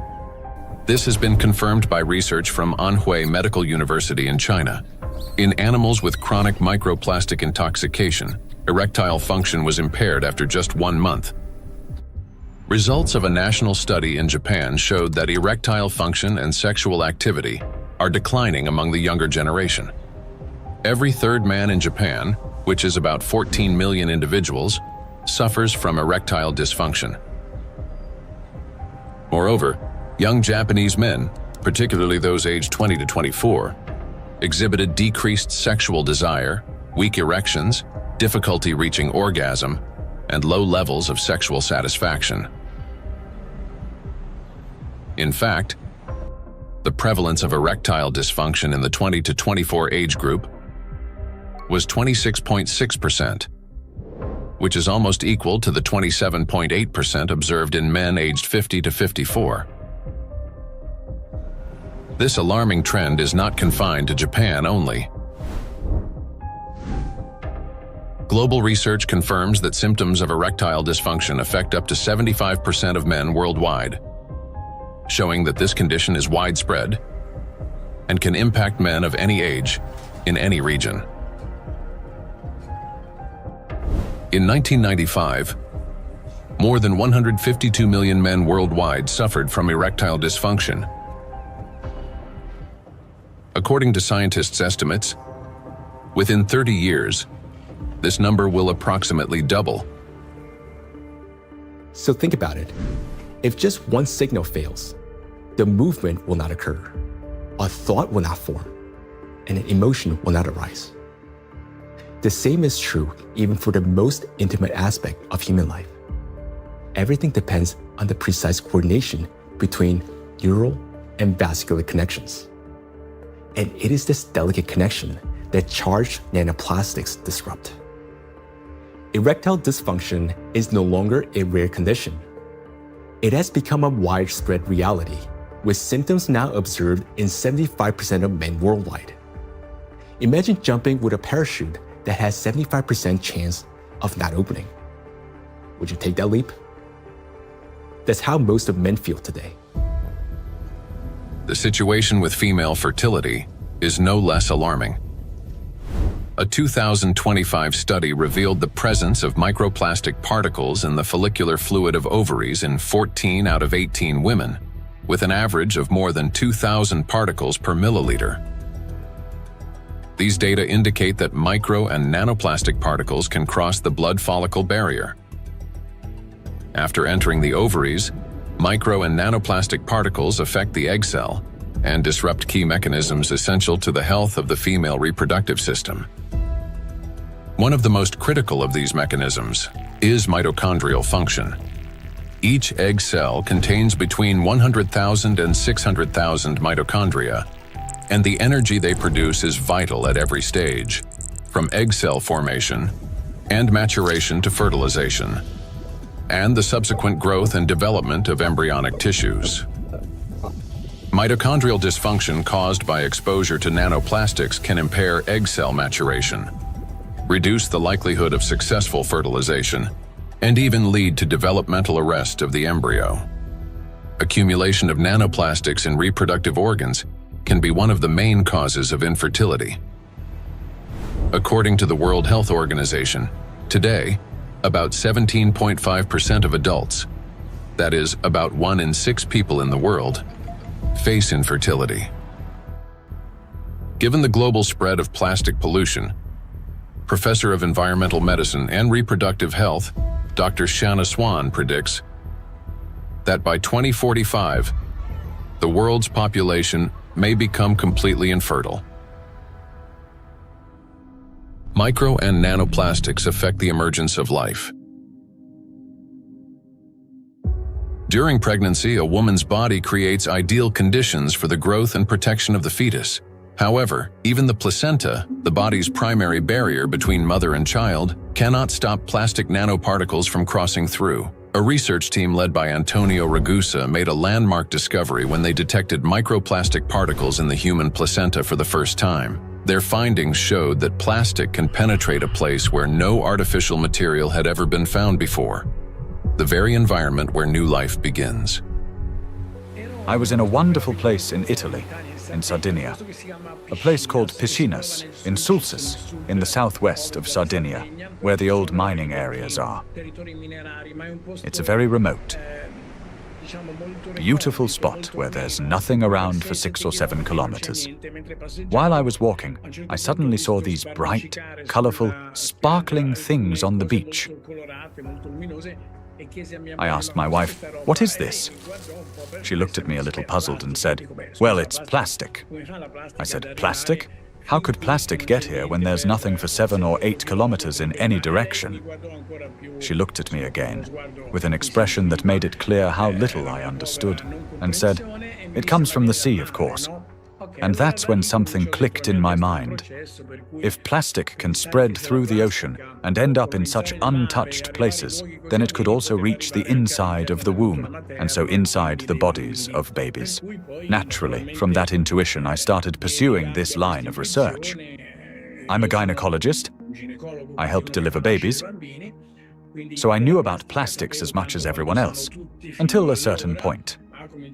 But I began reading and studying, and I reached out to some scientists who worked with microscopes. One of them was a brilliant professor working on the opposite side of Italy, in the Marsh region. She used a Raman microscope. A Raman microscope allows you to examine tissues and determine whether they have plastics inside them. Now we call it plastics, for simplicity. But of course, the term plastics covers a wide range of materials. There are dozens and dozens of different plastics. Let's say they are tiny pieces, polymers, that is, infinitely repeated tiny pieces of certain materials that we use every day, throughout the day. So we sent placentas to this professor, and she did an excellent job. She was able to locate and identify plastics inside placentas for the first time. The article we published in 2021 caused a bit of a scandal because the idea of plastics inside the placenta, inside our babies, was shocking to people. Because the plastic we find in the oceans is the same plastic we ultimately find in children. Micro and nanoplastics affect a child in the womb. Plastic triggers inflammation and disrupts blood flow in the placenta. This means the fetus receives less oxygen and fewer nutrients, increasing the risk of intrauterine growth restriction, hypoxia, and preterm birth. The more plastic there is in the placenta, the more likely it is that babies, unfortunately, are born prematurely. And these babies also tend to be smaller compared to those with lower levels of plastic exposure. We have to recognize that premature birth is the main problem facing humans today. In Italy, it's about 7%. In the United States, where the healthcare system is clearly less effective than Italy's, 12% of babies are born prematurely. So, in this sense, an increase in this number would mean an even greater burden for humanity, biologically, for families, and for everyone involved, and of course, economically, for those who care about costs.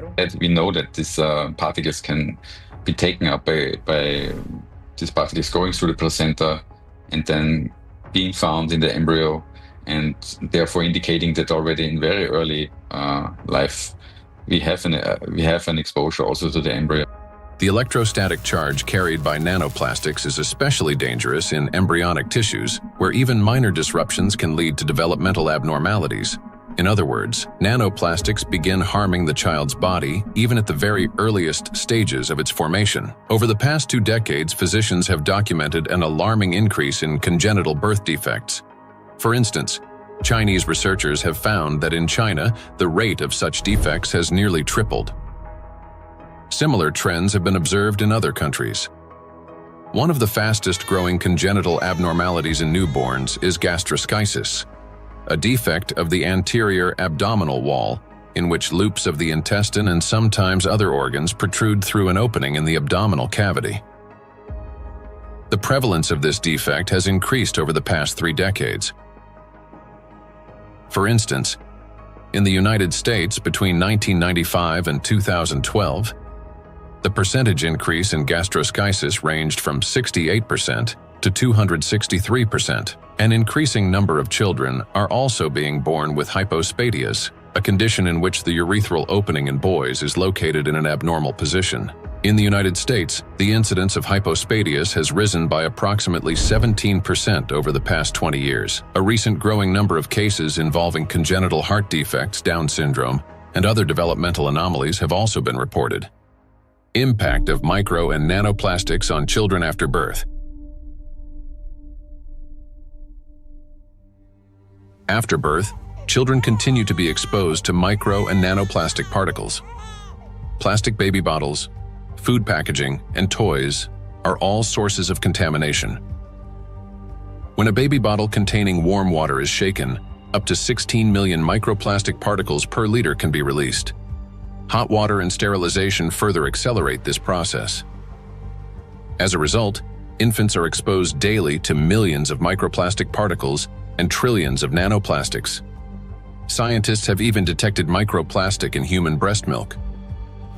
Research has shown that nearly 40% of breast milk samples, one of the most essential sources of infant nutrition, already contain hazardous plastic microparticles. Due to their higher metabolic rate and breathing frequency, children take in more air, water, and food per unit of body weight than adults. Consequently, at the same level of environmental contamination, their bodies absorb higher doses of microplastic. Moreover, the protective barriers in a child's body are not yet fully developed. This means plastic particles can penetrate tissues more easily and accumulate at higher concentrations. For example, in children under 2 years of age, the ethmoid bone is not yet fully formed, and its openings are wider, allowing plastic particles to pass more easily through the olfactory nerves directly into the brain.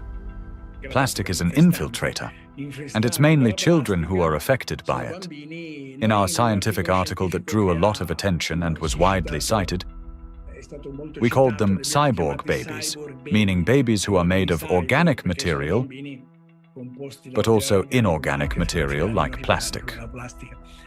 These babies are smaller. They generally have smaller brains, and very few end up with lower levels of plastic in their bodies. They're not completely free of it, since plastic is everywhere, but with lower levels of plastic. Because of the electrostatic charge of micro and nanoplastic particles, as well as the presence of bisphenols and phthalates, the endocrine and reproductive systems of children are particularly vulnerable. These substances interfere with the formation and development of the reproductive organs, potentially leading to infertility later in life. Given scientific projections that by 2045 humanity could face widespread infertility, children born after 2020 may have a high likelihood of being unable to conceive their own offspring. I have 2 little daughters, and for me personally, everything we have just heard is terrifying. The truth is that we still don't fully understand the catastrophic consequences of our children being exposed to micro nanoplastics. Or, as Dr. Ragusa put it, they have become cyborg children. We're only beginning to grasp the full scale of this reality. And it is truly heartbreaking to look at small children and realize that they may never be able to have children of their own. Not to mention that their lives are already at risk today. The immune system is also at risk. In early childhood, it is still learning to distinguish between friends and foes. Exposure to microplastics can disrupt this process, increasing the risk of allergies, eczema, food intolerances, and even autoimmune diseases. But it also has long-term consequences by which cell programming determines diseases that will then manifest themselves when a person reaches adulthood. That is, at 40 or 50 years of age. And these are diseases that are currently overwhelming, if not outright damaging, our world. They're the so-called non-communicable diseases: obesity, hypertension, diabetes, and metabolic syndrome.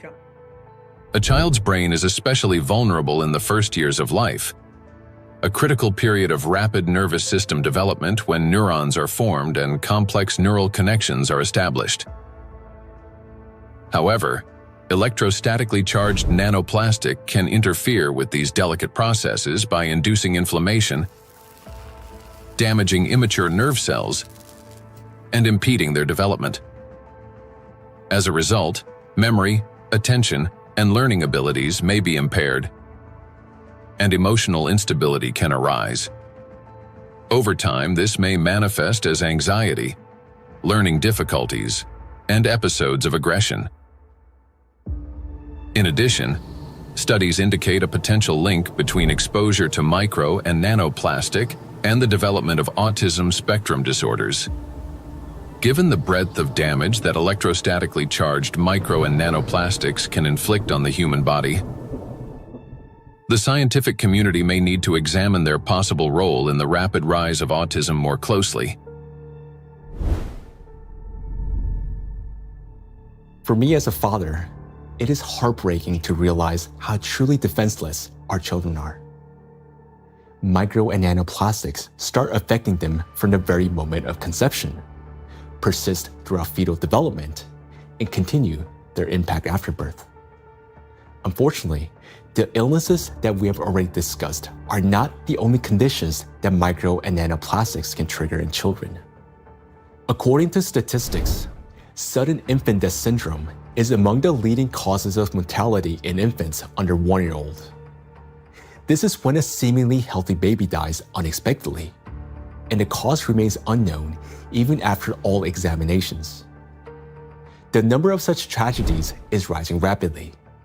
In the United States, for example, the number of sudden infant deaths has increased by 12% between 2020 and 2022.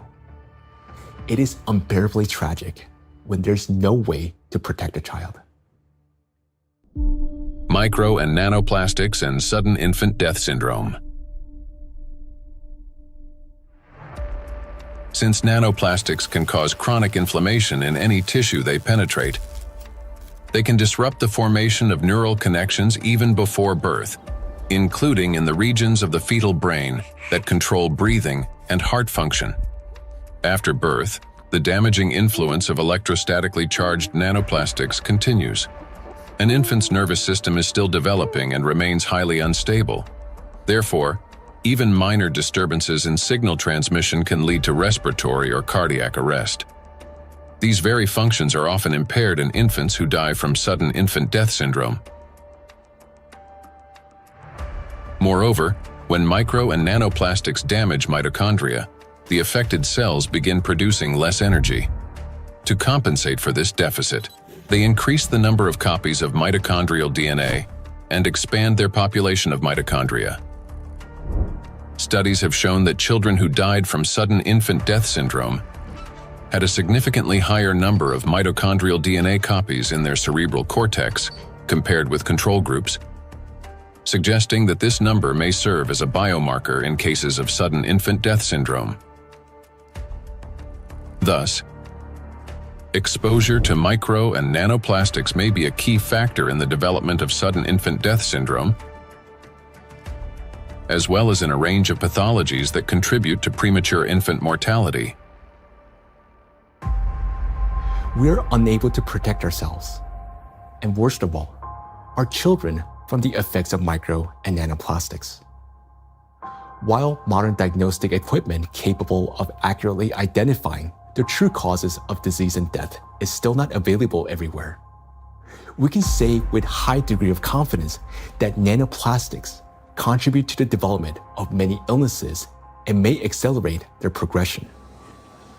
In those rare cases where detailed postmortem examinations were conducted, researchers have found significant amounts of micro-nanoplastic particles precisely in the affected organs and tissues. For example, in brain tissues, atherosclerotic plaques, malignant tumors, and other pathological formations. But despite millions of deaths every year, such investigations into the presence of these plastic particles are carried out only in isolated cases. There are two main reasons for this. First, many laboratories simply lack the equipment required to reliably detect micro and nanoplastics. Second, doctors and researchers, they rarely consider the possibility that these particles could potentially influence the development or outcome of the disease. Consequently, medical reports continue to list familiar diagnoses, although behind them may lie an overlooked factor: the impact of micro and nanoplastics on the human body. I understand that hearing this part of our investigation may have been very difficult. It was for me as well, believe me. But the impact of micro nanoplastics on all of us is not something we can continue to ignore. This is a crisis already underway, one that remained unnoticed for so long because the threat has been working silently within. Every day, and I'm not talking about every year or every month, but every single day, the amount of micro and nanoplastics around us continues to increase. Large plastic waste constantly breaks down into smaller particles, and these particles eventually enter our bodies through the food we eat, the water we drink, and the air we breathe. This means that with every meal, every sip of water, and every breath, huge quantities of nanoplastics enter our bodies and begin their destructive work. Their harmful effects on our cells grow in direct proportion to their concentration. And this is a scientific fact. What's even more alarming is that today, there is already so much micro nanoplastics accumulated in the ocean that it will be enough to destroy the entire biosphere, including humans, at least 3 times over. When we hear about threats of such magnitude, our instinct is to run away from them. And I understand that. It may feel like the only logical response is to eliminate plastic from our lives completely, or better yet, to take our family and move to some pristine corner of our planet. But would that really solve the problem? In fact, where could we possibly go to escape micro and nanoplastics? Finding solutions.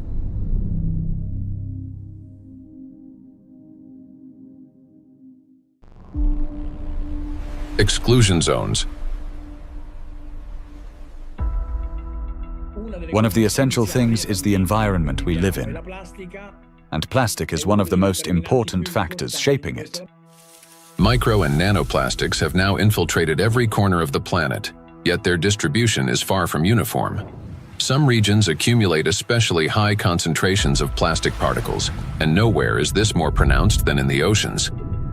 Each year, roughly 11 million tons of plastic waste enter the ocean. The equivalent of an Eiffel Tower made entirely of plastic plunging into the sea every 8 hours, or about 1,100 such towers annually. Initially, these towers consist of bottles, bags, fishing nets, and other plastic garbage. Over time, under the influence of sunlight, waves, and weathering, they fragment into billions of invisible killers, micro and nanoplastic particles. According to research, about 95% of small debris less than 5 millimeters in size is composed of plastics. The surface of the world's oceans is already covered with more than 350 trillion particles of microplastics, and the number continues to grow rapidly. However, the ocean depths hold countless trillions more, forming an invisible yet enormous area of contamination. And yet, that's not all. The sea breeze has become toxic. When waves break at the ocean surface, they generate countless bubbles. As these bubbles burst, they release not only salt crystals into the air, but also microscopic plastic particles. Carried by the wind, micro and nanoplastics scatter across the planet. The stronger the wind and the higher the sea foam, especially during storms, the more particles lifted into the atmosphere. Though invisible to the naked eye, the air around us is literally saturated with them. Each year, approximately 136,000 tons of microplastics are carried from the ocean to land by sea breeze. That is more than 370 tons every single day. In the atmosphere, plastics are transported thousands of kilometers by air currents. They settle in dew and fall to the ground with snow and rain. The coasts and coastal regions are the first to bear the impact. When people go to this seashore vacation for holiday, for swimming, to receive some sunlight, they always send me pictures of microplastics because all the seaside are full of microplastics. A study conducted in a coastal city in eastern China found that a person can inhale up to 1 million microplastic particles per year simply by spending time outdoors. The greatest danger comes from particles smaller than 100 micrometers, which can easily enter the respiratory tract. Because most of the coastal countries in the Mediterranean Sea don't have proper waste management system, so they release huge amount of plastic waste into the Mediterranean Sea. This is the first reason. The second reason, we have 2 rivers in this part of the Mediterranean Sea, Seyhan and Ceyhan. These 2 rivers, in 2 of the 5 most polluted rivers in the Mediterranean Sea. Recycling actually makes those 2 rivers most polluted rivers in the Mediterranean Sea. They carry more than 5,000 tons of plastic waste into Mediterranean Sea every year.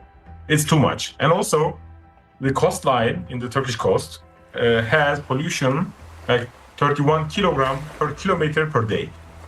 Every day, 31 kilogram of plastic waste reach that coast in 1 kilometer coastline. It's too much. Just imagine, one plastic bottle is 10 gram or 15 gram. You can imagine how many plastic bottle strand on those coastlines. Dr. Sarju Ganatra is a cardiac oncologist and director of the Cardiac Oncology Program at Lehigh Hospital and Medical Center. He leads research at the intersection of cardiovascular medicine, oncology, and environmental sustainability. According to his study, which was presented to the American Academy of Neurology, living in coastal areas is associated with an increased risk of brain and mobility disability. The reason for this is the high concentration of microplastics in the water, air, and soil of these regions. It's alarming, truly, that what we are seeing, that people living close to the coastal water with high amount of microplastic concentration in the seawater, they have higher prevalence, higher rates of various cardiovascular disease, stroke, diabetes, and other metabolic conditions, as well as cognitive mobility and self-caring disabilities and abilities to live independently essentially are less in that population. Researchers analyzed health data from residents of 218 coastal counties across the United States, comparing CDC reports with levels of environmental microplastic pollution. The findings are striking. Memory and cognitive impairments occurred 9% more often among residents of areas with high concentrations of micro and nanoplastics, compared to those in areas with low concentrations. Motor disorders were 6% more frequent. Difficulties with self-care, such as dressing or maintaining hygiene, were 16% more common. Inability to live independently, including managing finances or shopping, was 8% more frequent. In coastal regions, where the concentration of micro and nanoplastics far exceeds that found in inland, people are already paying the price, not only with their health, but with their lives. In a study led by Dr. Sarju Ganatra, scientists compared regions with high and low levels of microplastic pollution. But this raises an important question. That is, what does low level mean today? To answer this, let's look at the numbers. Dr. Ganatra defined a low level of contamination as one tiny plastic particle per 200 bathtubs filled with seawater. At first glance, that might sound negligible. But when that single particle breaks down into nanoscale fragments, the number of particles increases not by tens or hundreds, but by millions of times. Let's consider a simple calculation. Suppose the volume of one such tiny plastic particle is just 1 cubic millimeter, roughly the size of a grain of sand. Over time, it breaks down into many smaller pieces. Now, if we assume that this single microparticle disintegrates into fragments about 100 nanometers in diameter, that would generate about 1 trillion particles.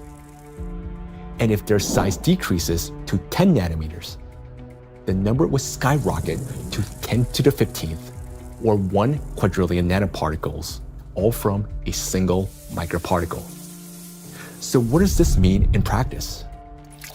It means that even one glass of such clean water, which hardly exists anymore, would potentially contain about 5 million nanoplastic particles. And for the human body, after drinking just one glass, at least 5 million cells will be put at risk. So can this so-called low level of contamination truly be considered safe? Each of those 5 million particles entering a body can trigger inflammation, cause hypoxia, and disrupt communication between neurons. Note that these effects aren't always immediately noticeable. A mild headache, occasional fatigue, anxiety, or difficulty concentrating. All these may be early warning signs of cognitive decline, neurodegenerative diseases, disability, and ultimately, death. These symptoms are particularly evident among people who live or spend significant time near the coastal regions. And the decline in their health is an early warning sign. a reflection of a much larger crisis unfolding across the world. Do you remember Professor Gundogan saying that the coastal countries of the Mediterranean don't have an adequate waste management system? Well, according to research, the concentration of microplastics in this region is about 4 times greater than North Pacific Ocean, where, by the way, the Great Pacific Garbage Patch is located. And in addition to 5 already known invisible garbage patches, researchers have identified a 6th garbage patch hidden in the Mediterranean Sea. It's called invisible because it consists mostly of microplastics. And unlike other oceanic garbage patches, which are at least far away from the densely populated coastline, this one is surrounded by 21 countries. It's a home to nearly 500 million people. We can say that this is the most dangerous garbage patch of the planet, because here, the plastic has already broken down into small sizes that are dangerous for life. Everyone living in the Mediterranean is constantly breathing air with an extremely high concentration of micro-nanoplastics. This is an extremely dangerous zone that should have been long ago been designated as an exclusion zone. Now, recall the battery example and imagine how many charged particles are present and how much energy is concentrated there. That's why the Mediterranean Sea is warming faster than the rest of the world's oceans. This is very serious because Mediterranean plays a key role in shaping the climate of Europe and the Mediterranean countries. It affects the weather patterns, rainfall distribution, and even the ecosystems of the entire region. It is precisely this extreme warming here, driven by micro and nanoplastics, that is intensifying the climate anomalies, extreme weather events, and even natural disasters throughout the Mediterranean. Meanwhile, the amount of micro and nanoplastics continue to rise with every passing minute. And what worries me personally is that people do not know this and continue traveling to these regions, often with their children, thinking that they're going there to rest and recharge, when in reality, they're entering a zone of extreme danger. So the things that once symbolized health, freedom, and luxury, a yacht on an open water, a villa by the sea, or even a private island in the ocean, they're now slowly turning into exclusion zones. For now, this problem is mainly recognized by scientists, but it will soon become impossible for the public to ignore. And when that moment comes, mass migration from coastal regions will be inevitable. Thus, if we fail to find a solution, the economic losses will be enormous, as the tourism industry will collapse and luxury resorts on the coast will be deserted. Yet, the threat doesn't end there, because the tiny plastics are constantly spreading by the atmospheric circulation and contaminating everything in its path. Borders just for human, not for particles. So all these small microplastics can travel long distances. We have done experiments on the samples in Siberia, on samples in the north and south and polar regions, and we found in many of those we found nanoplastics. So most of the areas that are considered pristine are at least episodically polluted by nanoplastics via air. We measure around 20 nanograms per cubic meter of air on average. And this is pristine and clean air, and you think it is nothing here, but it's actually almost always something. Today, forests are also at risk of becoming exclusion zones, as they've already turned into massive reservoirs of micro and nanoplastics. I understand that our instinct, especially as parents, is to search for cleaner and safer places like coastlines and forests where the air feels fresher. But the paradox is that these very places have already become some of the most dangerous environments for human life. Let me give you an example. In a large city, an adult may inhale up to 106,000 microplastic particles during a 2-hour walk. Yet, in areas near the bodies of water, that number far exceeds that, and those 2 hours may be enough to trigger a cascade of diseases, whereas for some individual, a fatal outcome. It is important to understand that when a single micro or nanoplastic particles enters a cell, it destroys more than just that one cell. After the cell dies, the plastic particle is not eliminated from the body. It continues to move throughout the body, damaging other cells and triggering a chain reaction of destruction. This process is endless because plastics, as we know, can recharge and retain electric charge. The more microplastics enter a body, the faster this destruction spreads cell after cell, organ after organ. And time becomes critical here because our body has limited resources to fight this damage, while nanoplastics, they're not expelled. Instead, they continue to accumulate in ever-increasing quantities, destroying us from within. Nanoplastics are perfect killers not only of humans, but of the entire biosphere, and it's impossible to hide from them anywhere. They're literally pushing us out of the world we once knew.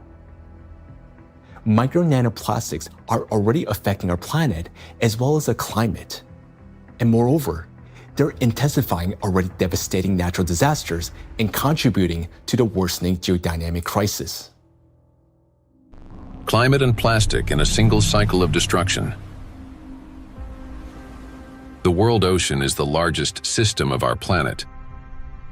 It regulates climate and serves as the main source of oxygen. The ocean and the atmosphere form a single, interconnected climate system. Water has a remarkable ability to absorb and store immense amounts of heat, increasing its temperature only gradually.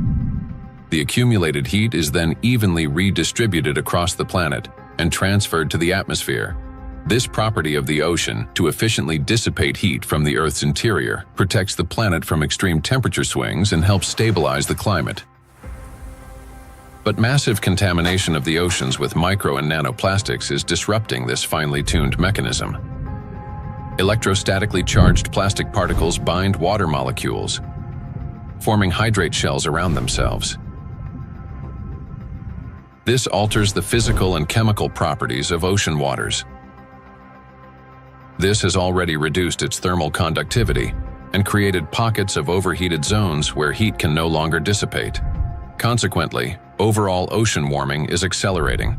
This topic is explored in greater detail in the documentary Anthropogenic Factor in the Ocean's Demise. Excessive ocean heating, in turn, increases evaporation and disrupts atmospheric circulation. As a result, both the temperature and humidity of the atmosphere rise. Electrostatically charged nanoplastic particles act as condensation nuclei, causing moisture droplets to freeze at lower altitudes and at higher temperatures, 4 to 10 degrees Celsius. This accelerates cloud formation and contributes to abnormal weather events, large hail, extreme downpours, and disruptions of the hydrological cycle. Charged plastic particles are already influencing weather formation, affecting flight safety, cloud development, and even where and how the precipitation occurs. In other words, microplastic has already become a driver of climate instability. We know what particles doing in the air, they produce clouds. If we have a particle in the air, the water vapor sits on these particles and forming clouds. So therefore, we want to understand how much nanoparticles influence the formation of clouds. And therefore, of course, in the alpine region, it can trigger the cloud formation and so also thunderstorm or extreme weather events. When you have a big storm event, many micro and nanoplastics get released from the environment when they have been trapped in the soil, in the riverbeds, on their surfaces and things like that, and get mobilized in the air. So you then after storm you have even more pollution. This process sustains itself, creating a feedback loop. ocean warming increases water evaporation.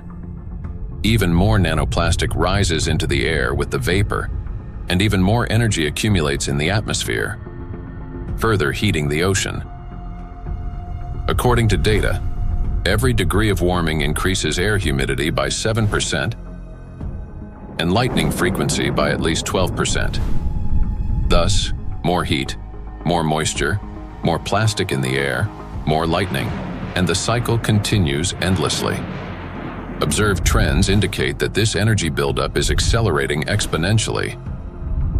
And with each passing year, climate anomalies are becoming more distinct and more destructive. We are seeing the hottest summer in Europe after having a record-breaking summer last year. Similarly, here in the northeast of US, we are seeing record-breaking temperature. Every year for last 2-3 years, we are saying, oh, this is the hottest day. And then the next year comes and there is a new hottest day. The nighttime temperature in Southeast Asia is not dipping at all in many places and kind of trapping the heat. So our body is not getting even that relief at nighttime. There is increase in air pollution. There is increase in all sorts of chemical pollution. And so if you think about this holistically, it's a huge impact on the planetary health. And I think this is a time, this is a reminder that we are part of the planetary system. We belong to it. We are not separate from it. And until we think holistically, I think, we'll define one issue, we'll define one threshold, we'll continue to go after that, maybe even solve it scientifically. But until we think holistically and act holistically as a community, as a society, I think we are in trouble. We have reached a critical point where it's no longer possible to solve the climate crisis without simultaneously addressing the plastic pollution, and vice versa. The two are interconnected, each reinforcing the other. And as we continue to study this issue, the picture becomes even more alarming because we're now beginning to understand what is truly happening. I am. Both for myself and my family, but also for the future generations. There was a time where I thought that, the climate change is real, of course, but this is for future generations to be affected by, and I was still equally concerned. But in no time, and I would say in less than 5 to 10 years, we started from that mindset and time frame. Within 5 to 10 years, we started feeling it. Getting impacted by it in our day-to-day life. And so it's more concerning than ever before, and the timeline, which was predicted previously, has shortened exponentially. The impact we are seeing on a global climate, from ambient air to the thinning of the Arctic ice, and it's not linear model, right? I mean, the physics is gonna play out. The thinner the ice, it's gonna take much less amount of time to melt it, even the same volume, in a much shorter period of time. So I think these timelines are really concerning, and I am afraid, yes. Indeed, many signs indicate that our planet's energy balance has been disrupted, and natural processes are intensifying exponentially. Consequently, we may have less and less time to respond, and nanoplastics are playing a key role in this acceleration. In the past, excess heat from the Earth's interior was removed gradually, step by step, yet effectively. It was first partially absorbed by the oceans, and then transferred into the atmosphere, and then finally released into the space. This sequential process prevented excess energy from accumulating within the Earth's interior or the atmosphere, allowing the planet to cool and reduce the thermal load on the inner layers. But today, this natural mechanism has been disrupted. Nanoplastics no longer merely affect the climate, but they also exacerbate the geodynamic crisis and intensify natural disasters by obstructing the release of heat from our planet's interior. The role of micro nanoplastics in this process is described in detail in the report on the progression of climate catastrophes on Earth and their catastrophic consequences. So our entire planet is contaminated with micro and nanoplastics, and we have nowhere to escape to. These particles are in us, in our children, disrupting and destroying more and more cells in our bodies. This is why confronting plastic pollution is no longer optional. It is essential for our survival. The first and most obvious step may appear to be eliminating the use of plastic and recycling the waste that has already accumulated. But we must ask ourselves, will that truly be enough?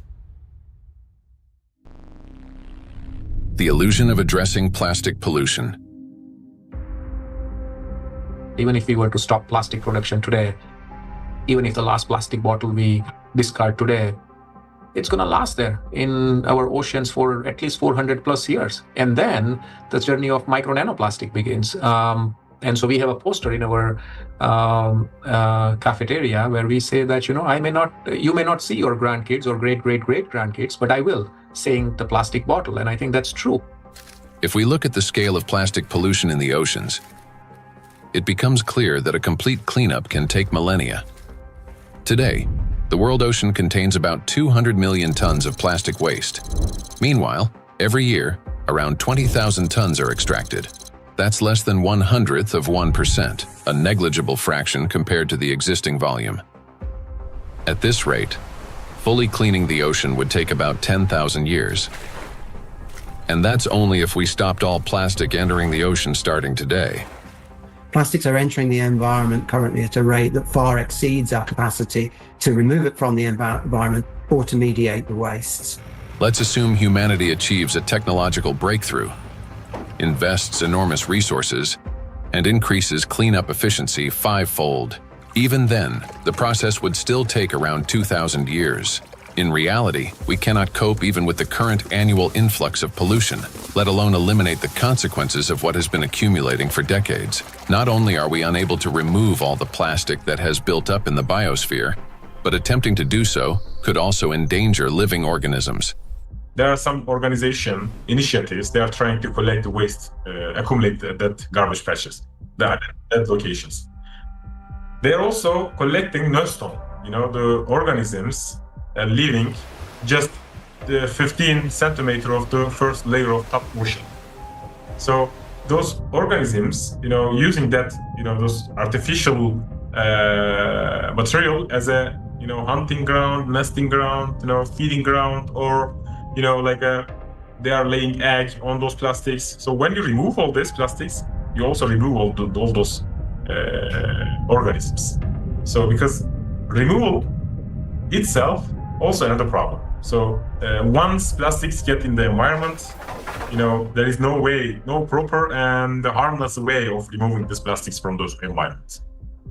Moreover, a significant portion of plastics has already broken down into micro and nanoparticles that now lie on the seabed, drift through the water column, have entered the bodies of marine organisms, and become part of the global cycle of matter. These particles cannot be captured with nets or collected manually. This means that simple mechanical removal of plastics from the environment, even under the most optimistic scenario, will not solve the problem.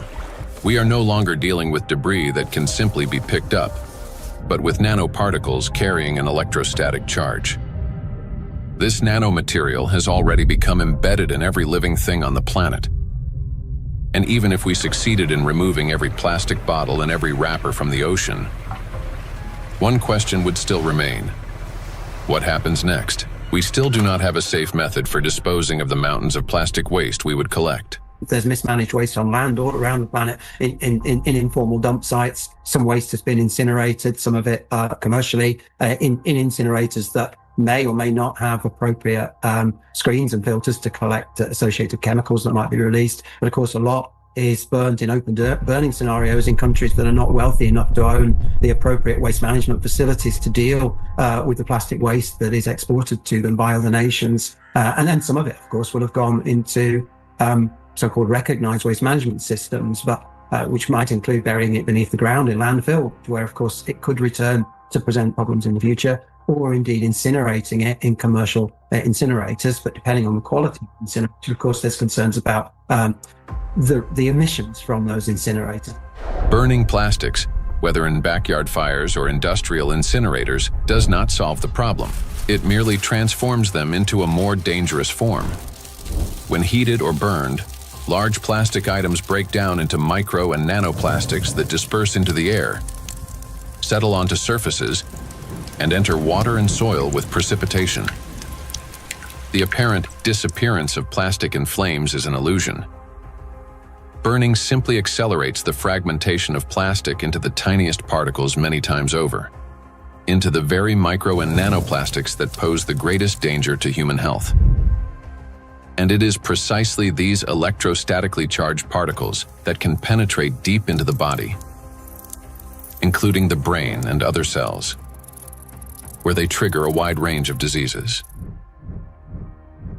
When you put plastic in a recycling facility, at first they will shred big plastic to generate flakes and small pieces of plastics, and then during that shredding, they also use for washing. They have to wash to remove some unwanted material on plastics. During that washing, material lose many.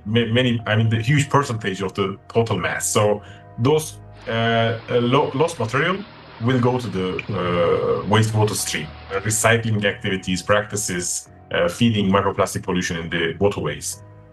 A simple and regular recycling facility can generate billions microplastics and then release into the either wastewater stream or waterway. And unfortunately, what I see with some of the things that are claimed to be a solution is that they're not necessarily properly tried or tested before they're put into the market, and there may then be potential for unintended consequences.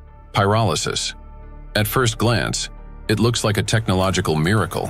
We take plastic waste, heat it to 800 degrees Celsius without oxygen, and obtain fuel. Instead of piles of garbage, we get gas, liquid, and a small carbon residue. Sounds promising, doesn't it? But this technology has a flip side, an invisible and far more dangerous one. During high-temperature decomposition, plastic does not simply disappear.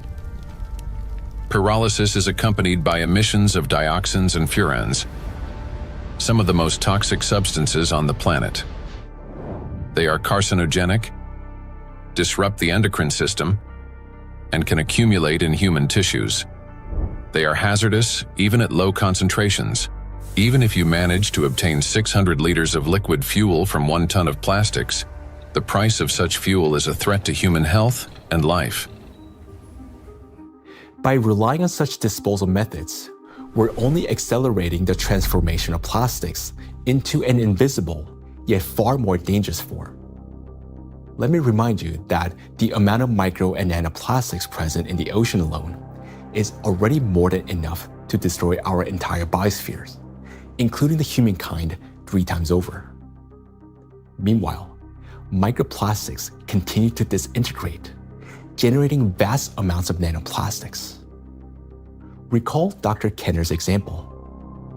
A single microplastic particle can fragment into billions of nanoparticles. And with countless microplastics already present everywhere, constantly breaking down into even smaller fragments, this process is driving the destruction of humanity and of everything around us. Today, many people have started turning this crisis into a business, inventing all sorts of methods that supposedly remove microplastic from the body. And people are willing to pay large sums for these treatments. But the real question is, do they actually work? False hope. Today, in healthcare and even in some scientific circles, there's growing discussion about alleged methods to cleanse the human body of microplastics. A variety of approaches are being promoted, including plasmapheresis, hemosorption, mechanical filtration devices, dietary adsorbents, and so-called natural supplements claiming to detoxify the body. At first glance, it all sounds reasonable. If there's something toxic in the body, it should be removed. But the truth is that these methods don't actually solve the problem. I don't think any scientifically proven techniques exist to filter out the micro nanoplastic from the blood. It gets deposited in the organs themselves, which is not really something you can filter out by sending the blood to some filtration machine. Nanoplastics have already penetrated inside human cells. They are not just circulating in the bloodstream like an unwelcome guest you can simply escort out. They have become part of the body's internal environment. Yes, we can cleanse the blood with sorbents or filter plasma. But how effective can such procedures truly be? We started this plastic production and the usage of these materials, which have a lot of, positive effects. That we in the hospital, I just, when I look around in my, daily work environment, I guess that 80% of everything I touch in the hospital is of plastic, starting with my gloves. And probably 80-90% of the machine itself is made of the plastic. And that's a very important point for healthcare. What's more, the very solutions used for blood purification procedures also contain plastics. When you get sick, you are going to a hospital, you probably will go to the hospital for treatment, and then they will give you some solutions, some infusions, like they will put something inside your vein, and then they transfer some liquid from plastic package to your blood system. So those intravenous solutions has at least 62 microplastic particles per liter. So this is direct transfer exposure microplastic to human system, blood system. So we end up with a paradox. We are using plastics to try to eliminate the consequences of plastics. Such procedures may indeed reduce the overall toxic load, but they don't address the core issue. They don't extract plastic from cells, don't neutralize its electrostatic charge, don't restore disrupted signaling pathways, and don't protect the brain, immune system, or mitochondria. An individual has every right to try such methods. It is their personal choice, but it's important not to harbor illusions. Those procedures will not restore lost health. Moreover, plastic isn't just a material used for packaging and household goods. It is the backbone of modern industry, healthcare, transportation, electronics, construction, and even space technology. It's the second most common material on Earth after concrete, so it's extremely widespread. I think going forward, it's going to be really important that we retain the important uses of plastic, because plastics are not here the enemy. It's not a treaty about not producing plastics. It's a treaty about ending plastic pollution, not ending the production of plastics. And plastics have the potential to bring clear societal benefit. That is why the main goal today isn't to stop plastic production, but to find ways to reduce the impact of micro and nanoplastics on human health and the environment.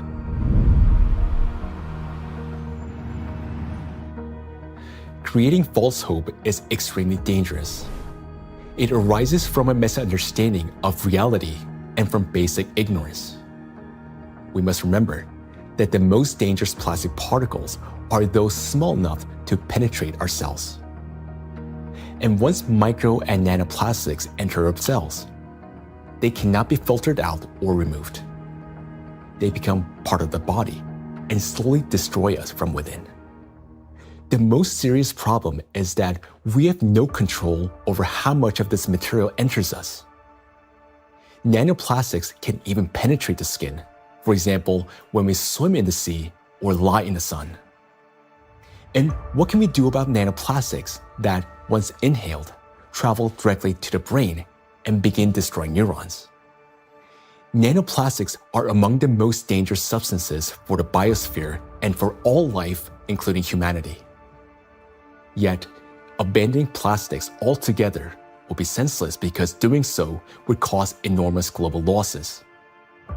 Synthetic polymers, including plastics, form the backbone of countless modern industries, from medicine and nanotechnology to flexible electronics, neuromorphic hardware for AI, aerospace structures, automotive manufacturing and construction. Their versatility, ease of shaping and processing, compatibility with other nanomaterials, and scalability have made it the foundation of our modern progress. The solution, therefore, is not to eliminate plastics, but to ensure that they no longer threaten life. And the real path forward begins with understanding precisely what makes nanoplastics so dangerous.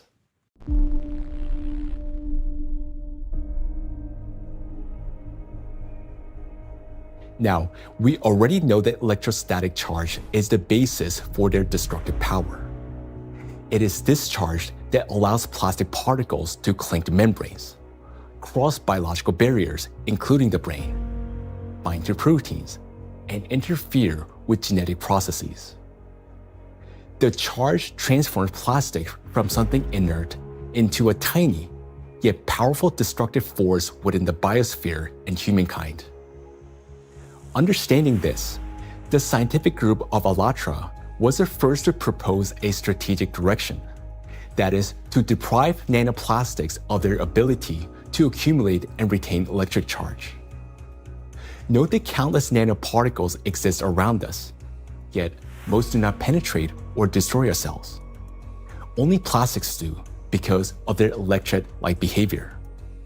Thus, if we can eliminate this property, then we can turn micro nanoplastics into inert and harmless particles that no longer pose danger to us or to the biosphere. Now, how did the scientific group of ALLATRA come to understand this and become the first to propose a solution? The answer goes back many years and to the work of Dr. Igor Danilov, a vertebrologist and researcher who spent many years studying spinal diseases. Over 20 years ago, he was actively engaged in scientific research focused on investigating degenerative processes in intervertebral discs. His work included a comprehensive experimental and clinical study to understand morphological and biochemical changes occurring in the nucleus pulposus, intercellular substance, and cartilaginous tissue of intervertebral discs. While studying cellular processes, Dr. Danilov focused on immune regulation and pathological reactions that could trigger cell degeneration. He noted that mitochondrial dysfunction was one of the main drivers of these changes, and this insight became the starting point for investigating what might be disrupting cellular function. Dr. Danilov frequently visited specialized laboratories, and in the course of detailed analyses, he found foreign particles inside the cells, which he later identified as plastic. This discovery became a key moment in his research, as he began to analyze possible mechanisms by which plastics affect cells. Through his investigations, Igor Danilov determined that the negative impact of tiny plastic particles on cells stems precisely due to the damage they cause to mitochondria. This conclusion was based on observations that cells containing these tiny plastic particles showed clear signs of mitochondrial dysfunction, which in turn exacerbated degenerative processes. Here, Igor Danilov suggested that the ability of plastic particles to penetrate cells may be due to their electret-like behavior. That is, the ability to accumulate and retain electrostatic charge, which allows them to form a biological shell around themselves. This property enables the plastic particles to enter cells easily, avoid detection by the immune system, cross protective biological barriers, including the blood-brain barrier, disrupt normal cell function, and provoke degeneration and cell death. On this basis, Igor Danilov proposed that to neutralize these tiny plastic particles, we must deprive them of their ability to accumulate and retain charge.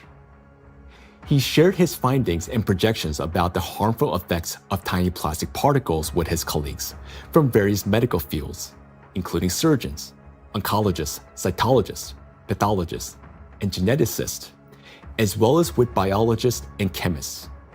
Soon after, these specialists confirmed his alarming observation that these plastic particles do accumulate in critical organs in the body, such as the brain, heart, intestines, endocrine, and reproductive organs, where their presence can disrupt organ function and destroy our health. Igor Danilo's predictions were deeply concerning, especially in light of global trends, the rising production of plastics and the growing accumulation of plastic waste in oceans and ecosystems. Thus, more than 20 years ago, the scientific group of ALLATRA realized that micro and nanoplastics pose a serious threat not only to humans, but the entire biosphere. And each year, the number of these particles continues to grow, worsening the situation amid accelerating climate and geodynamic changes on the planet. The implications are far-reaching. If we can eliminate the charge from micro nanoplastics, we will not only eliminate their destructive impact on human health, but also remove the excess energy accumulating in the biosphere, the energy that currently fuels the geodynamic crisis and intensifies natural disasters. Thus, plastic would no longer act as a destabilizing factor, and many planetary threats could be mitigated at once if we can find a way to deprive nanoplastic of their ability to accumulate and retain charge. The question is, how can we achieve this? Well, let's be honest. This task is extremely difficult. It will not be enough to simply figure out how to neutralize the electrolyte behavior of these tiny plastics in a test tube. We must learn how to achieve this for every micro and nanoplastic particles already present in the biosphere, including those inside the human body, and do so without harming people or nature. Given the unprecedented scale of this challenge, solving it will require collaboration among experts across many disciplines: biophysics, nanotechnology, molecular toxicology, material science, and medicine. Plastic pollution is not a narrow environmental issue. It's a systemic global challenge that affects health, safety, natural resources, the stability of our civilization, and life itself.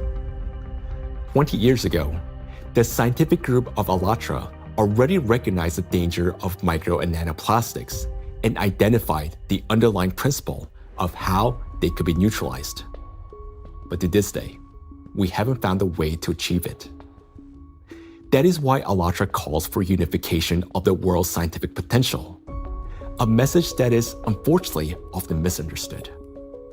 Uniting scientists doesn't mean locking them all in one giant laboratory until they find a solution.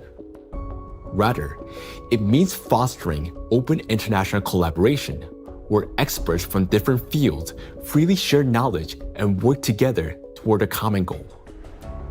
It's about aligning research methods, promoting open data exchange, developing compatible monitoring tools, and making coordinated policy decisions. The scientific community has already proven that such collaboration is possible when humanity unites around a common goal. Consider the Human Genome Project.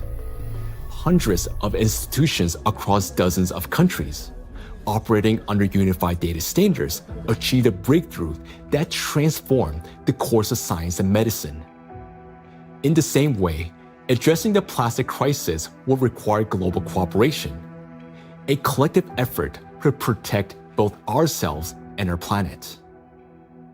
The ALLATRA International Public Movement actively supports the initiative of Pope Francis, Laudato Si, which seeks to raise the awareness of the importance of protecting our common home, the planet Earth. It is very important to emphasize that Laudato Si is far more than just a call to care for nature. It is a practical and scientifically grounded guide, a roadmap for transforming our world and creating a better world for future generations.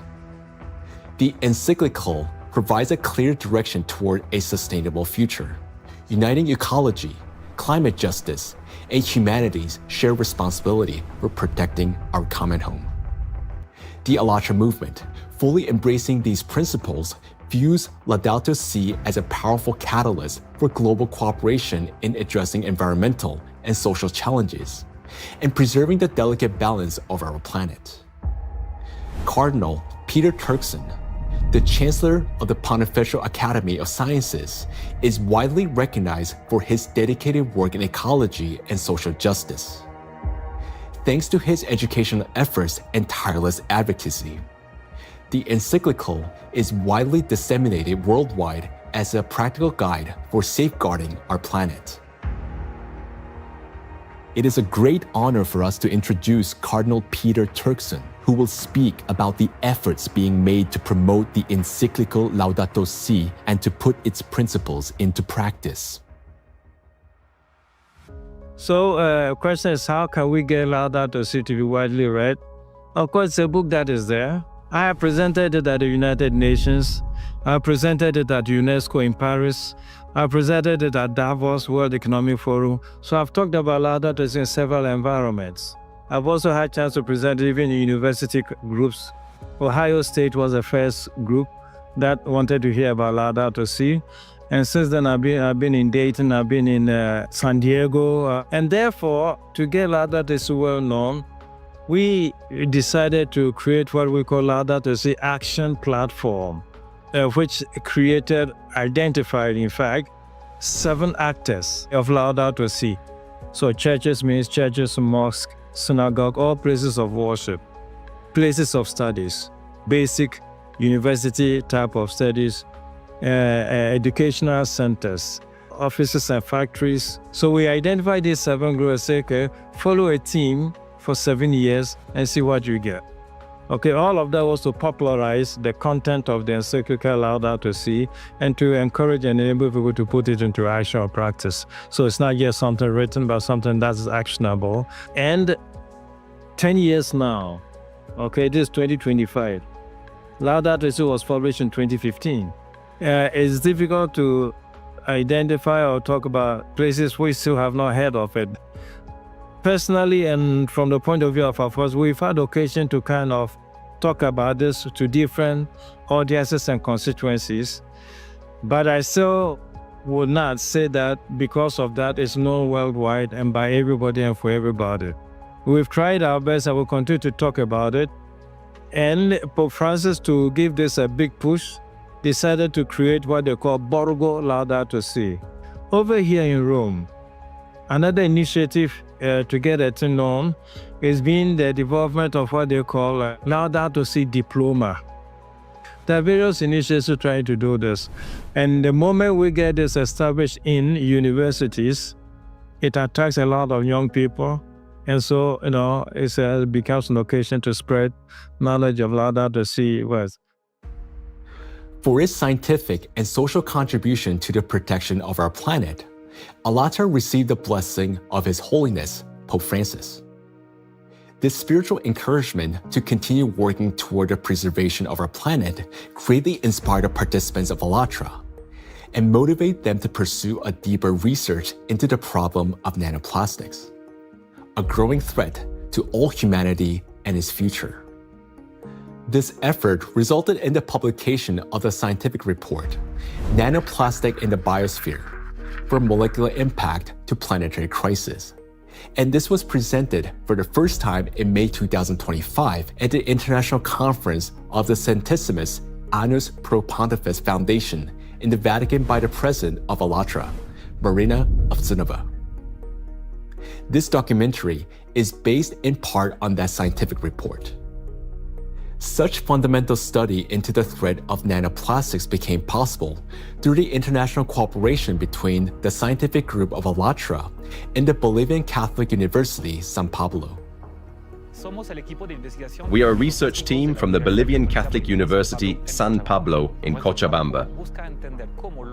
Our work seeks to understand how micro and nanoplastics circulate through our environmental matrices, how they interact with other pollutants, and what implications this has for human health and the biosphere.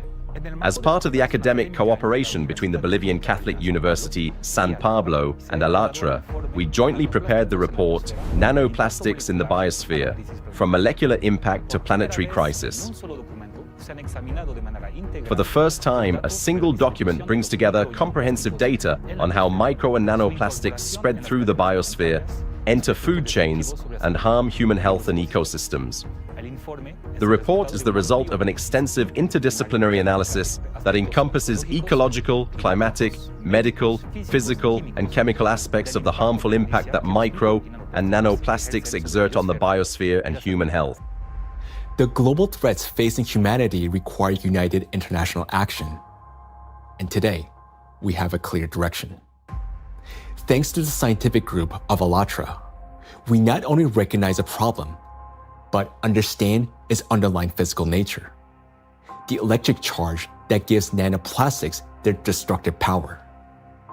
By addressing this cause, that is, by removing that charge and disarming the killer, we can give the biosphere and ourselves a chance to prevail. So we must use the time we still have. And this is not an exaggeration. Our cognitive abilities are rapidly declining, and this is serious. It is a result of nanoplastics accumulating in our brains. You may already notice it in yourself and those close to you. Unless we act, it will only worsen year after year. And now, you will learn why. The age of intellectual extinction. Throughout the 20th century, scientists observed a trend. Since 1932, IQ scores had been steadily rising. This phenomenon became known as the Flynn effect. However, among generations born after the 1970s, the rise in IQ has reversed to a gradual decline. Mandatory IQ tests for military personnel in various countries show a decline in scores since the mid-1990s. According to another study conducted between 2006 and 2018 at Northwestern University, Americans showed a decline in IQ across 3 out of 4 cognitive areas. This decline in average IQ has been termed the reverse Flynn effect. In 2025, the scores of U.S. high school students on major math and reading tests dropped to the lowest levels ever recorded. Their average math score was the worst since the current version of the test was introduced in 2005, while reading scores were the lowest since testing began in 1992. Similar trends have been observed in other countries. The steady decline in IQ continues to this day. Intelligence scores are no longer rising. They're slowly, but surely falling. But what lies behind this troubling trend? One important correlation stands out. The decline in average IQ coincides with the exponential rise in plastic production and pollution. Take a look at the graphs. The more plastic, and therefore the more micro and nanoplastics in the environment, the lower the IQ. This shows a clear link between increasing the amount of plastics and declining cognitive abilities. And that is deeply alarming. This isn't just a statistical correlation. As plastic production has skyrocketed, our daily exposure to micro and nanoplastics has risen with it. Charged plastic particles can easily pass through biological barriers, including the blood-brain barrier. Once inside the brain, nanoplastic particles accumulate not only in neurons, but also in glial cells, the very cells that nourish and protect neurons and help form neural connections. There are many more glial cells in the brain than neurons themselves. Electrostatically charged nanoplastic disrupts the function of glial cells, triggering inflammation and chronic stress, setting off a continuous cycle of destruction inside the brain itself. For the brain, chronic stress and inflammation are like a computer running on a critically low battery. When the battery is nearly drained but dozens of programs are still running, the system automatically switches to power-saving mode, shutting down energy-intensive applications to avoid overheating or freezing. Our brain works in a similar way. When stress and inflammation reach a critical point, the brain, like a computer, will eventually shut down its most energy-demanding regions to survive and conserve energy. The first to go offline is the prefrontal cortex, the youngest and most complex part of the brain. It's considered the control center, responsible for such essential functions as intelligence, behavioral regulation, and the ability to think logically, consistently, and rationally by comparing facts and drawing conclusions. The most dangerous part is that the shutdown of the prefrontal cortex happens silently, without our awareness, and we won't even realize it. The brain will switch to its basic survival programs. The ancient rapid response system, the limbic system, takes over. Its key structures, the amygdala and hypothalamus, trigger the fight, flight, or freeze reaction, fast, impulsive, and without time for reflection. These systems will still stay active for a while because the brain identifies them as critical for survival. As a result, rational decision-making gives way to panic. Creativity and intelligence are replaced by degradation and dullness. Empathy fades, replaced by indifference or aggression. Electrostatically charged plastic particles that enter the brain interact with neuronal membranes, activating microglia, and continuously fueling oxidative stress and chronic inflammation. Prolonged stress literally reshapes the brain. In the prefrontal cortex, the center of analysis and control, neural connections weaken and disintegrate. Similar changes occur in the hippocampus, the region responsible for memory and learning. Neural connections fade away, and the hippocampus deteriorates. In the amygdala, the centers of fear and anxiety, the opposite happens. Connections strengthen, anxiety and aggression intensify, and panic attacks may develop. The brain reorganizes itself. Instead of thinking and analyzing, it starts operating on instincts. In doing so, it loses the ability to recognize real danger and respond appropriately. This isn't a temporary reaction. It's a fundamental restructuring of the brain. The capacity for learning, cooperation, and rational decision-making declines. This may help explain global trends we see today in society. A decline in average intelligence, a rise in anxiety and depression, an increase in aggression, impulsivity, and issues in social relationships. As the amount of plastic in the environment continues to grow, the reverse Flynn effect will only become more pronounced. People won't just become less intelligent, they won't even realize it.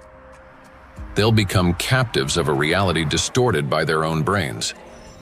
As a result, humanity will lose the ability to perceive the world, events, and even obvious threats adequately.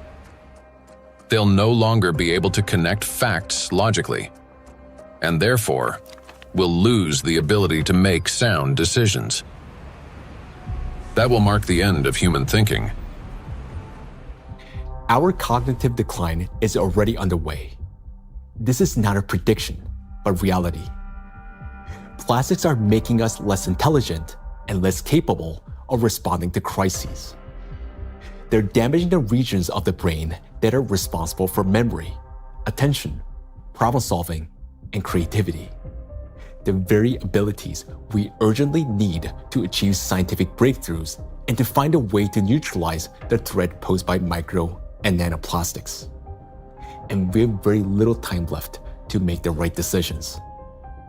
Yet, the loss of intelligence is not the worst that awaits us.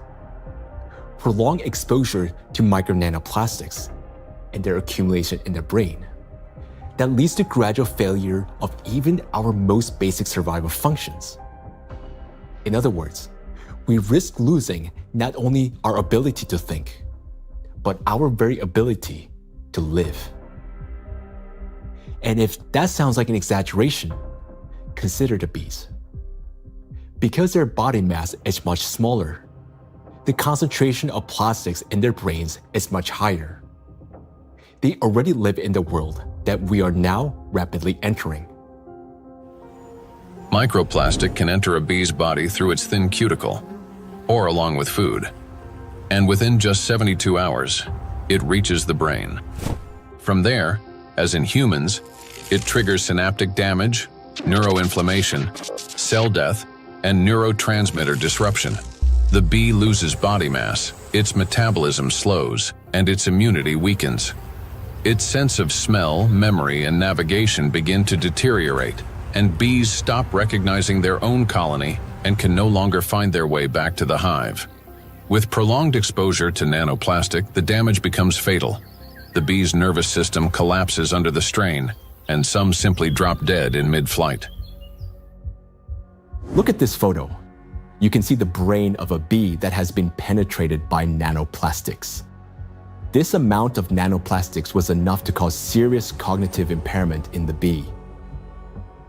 What is a critical point beyond which, like the bee, we stop recognizing the world around us and die on our way home? If nothing changes, this is a future that awaits us. It's also important to acknowledge that there is no safe level of these chemicals in the body. So while the manifestation may take time at a lower doses, it is not immune, that at lower dose it's safe to have that. And why is it important? I think it's important for so many reasons, because as soon as we define the threshold, various special interest groups would argue to keep micro nanoplastic concentration below that level, whether it's in soil or in water or whatever that is. And what does that mean?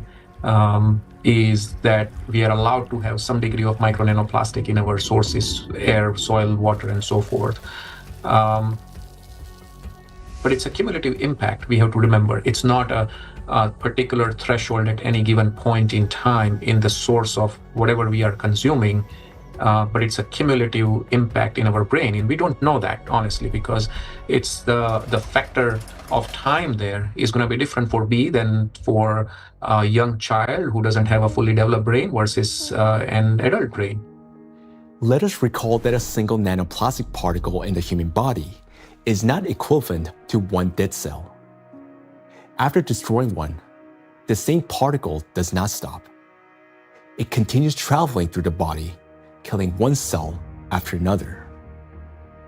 So even the tiniest amounts of nanoplastics will damage the brain. And that's why there's no such thing as a safe concentration. And there will never be.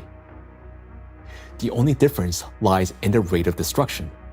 That is, the more nanoplastics there are, the faster the process.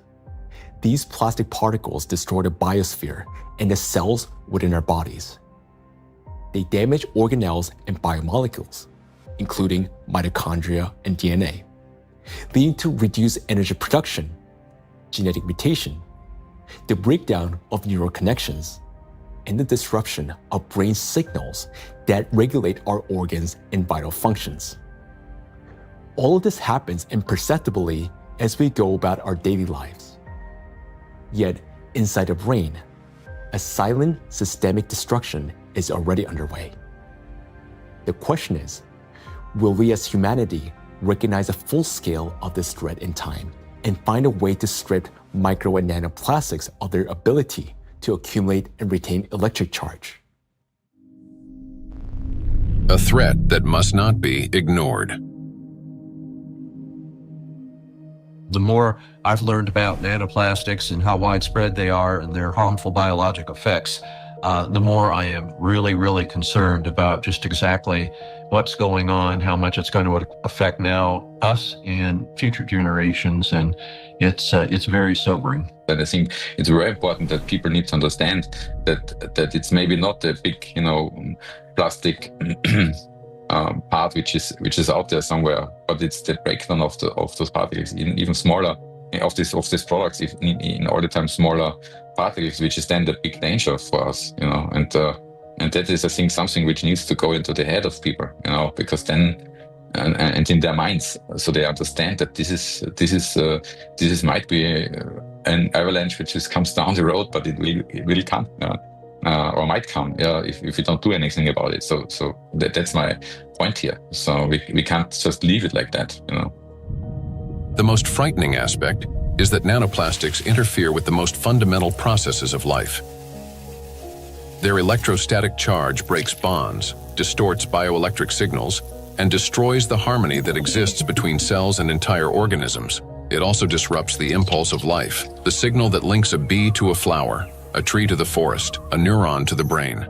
It silences rhythms that have resonated in unison for centuries. This is a threat that cannot wait. It must be confronted now. It is a matter of survival. We can do as much, research and scientific community does whatever it does, but until this alarm goes to the public, nothing will change, right? It's not a science problem anymore. Science has clearly shown what it wanted to show.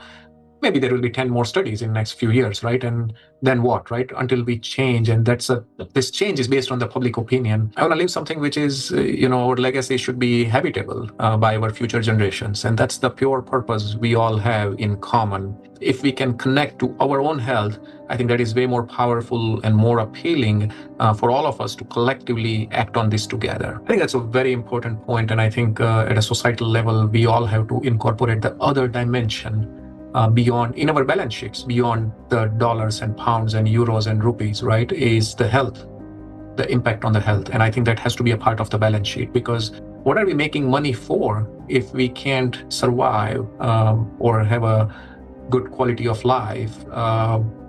Then everything else is worthless for us and for the future generations. I think maybe a reason why I do that, to just show by example that we need to do that. It's my big, hope that I can contribute to a solution, and also to people thinking about it, talking about it, and acting accordingly to make this world a better place, and not just always a worse place for the future, especially for the next generations and for my son and for families, and of course all over the world to take care. And I'm trying to contribute the awareness of people, to explain, to show them the risks, and to make them understand the problem, the real extent of the problem, to put them into action. So I just want to say one last word, that we only have one planet, and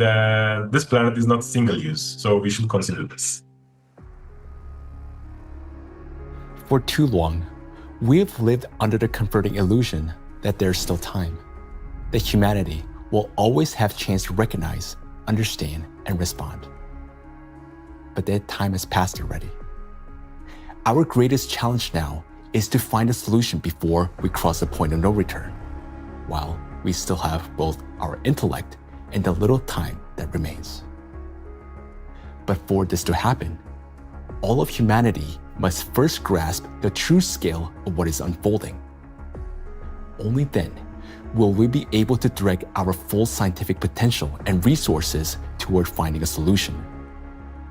As we have seen already, no single individual, organization, or nation alone can solve such a complex problem. The scientific community of ALLATRA has been searching for the solution for 2 decades, and although it hasn't been found yet, we know it exists. We understand that the answer lies at the intersection of physics, chemistry, and biology, which means that the solution is achievable, and finding it is essential for survival. Through years of research, we have come to clear understanding that the efforts of the entire global community must be united, and urgently. The challenge before us is enormous: to find a way to strip micro nanoplastics of their ability to accumulate and retain electric charge across the entire biosphere, not just in a test tube or single organism. And to do so without harming humanity, the planet, or disrupting the Earth's magnetic field. Today, micro nanoplastics are present in every human being, including newborns taking their very first breath. In fact, unborn children developing in the womb are already exposed to these tiny particles, and even human eggs and semen are now contaminated and impacted by nanoplastics. For the first time in history, we face an enemy that threatens all life on the planet. And unless we change the course, this crisis will only deepen. Nanoplastics have indeed become the only true enemy of all humankind and each of us. I want to say that now is not the time for geopolitical rivalries or economic wars. It is not the time to build new empires. When one realizes that they're dying, it makes no sense to start building a new house, especially when no one will be left to live in it. And above all, we no longer have a time for military conflicts. There's no sense in killing one another when we're already being killed by a common invisible enemy, although some don't even realize it yet.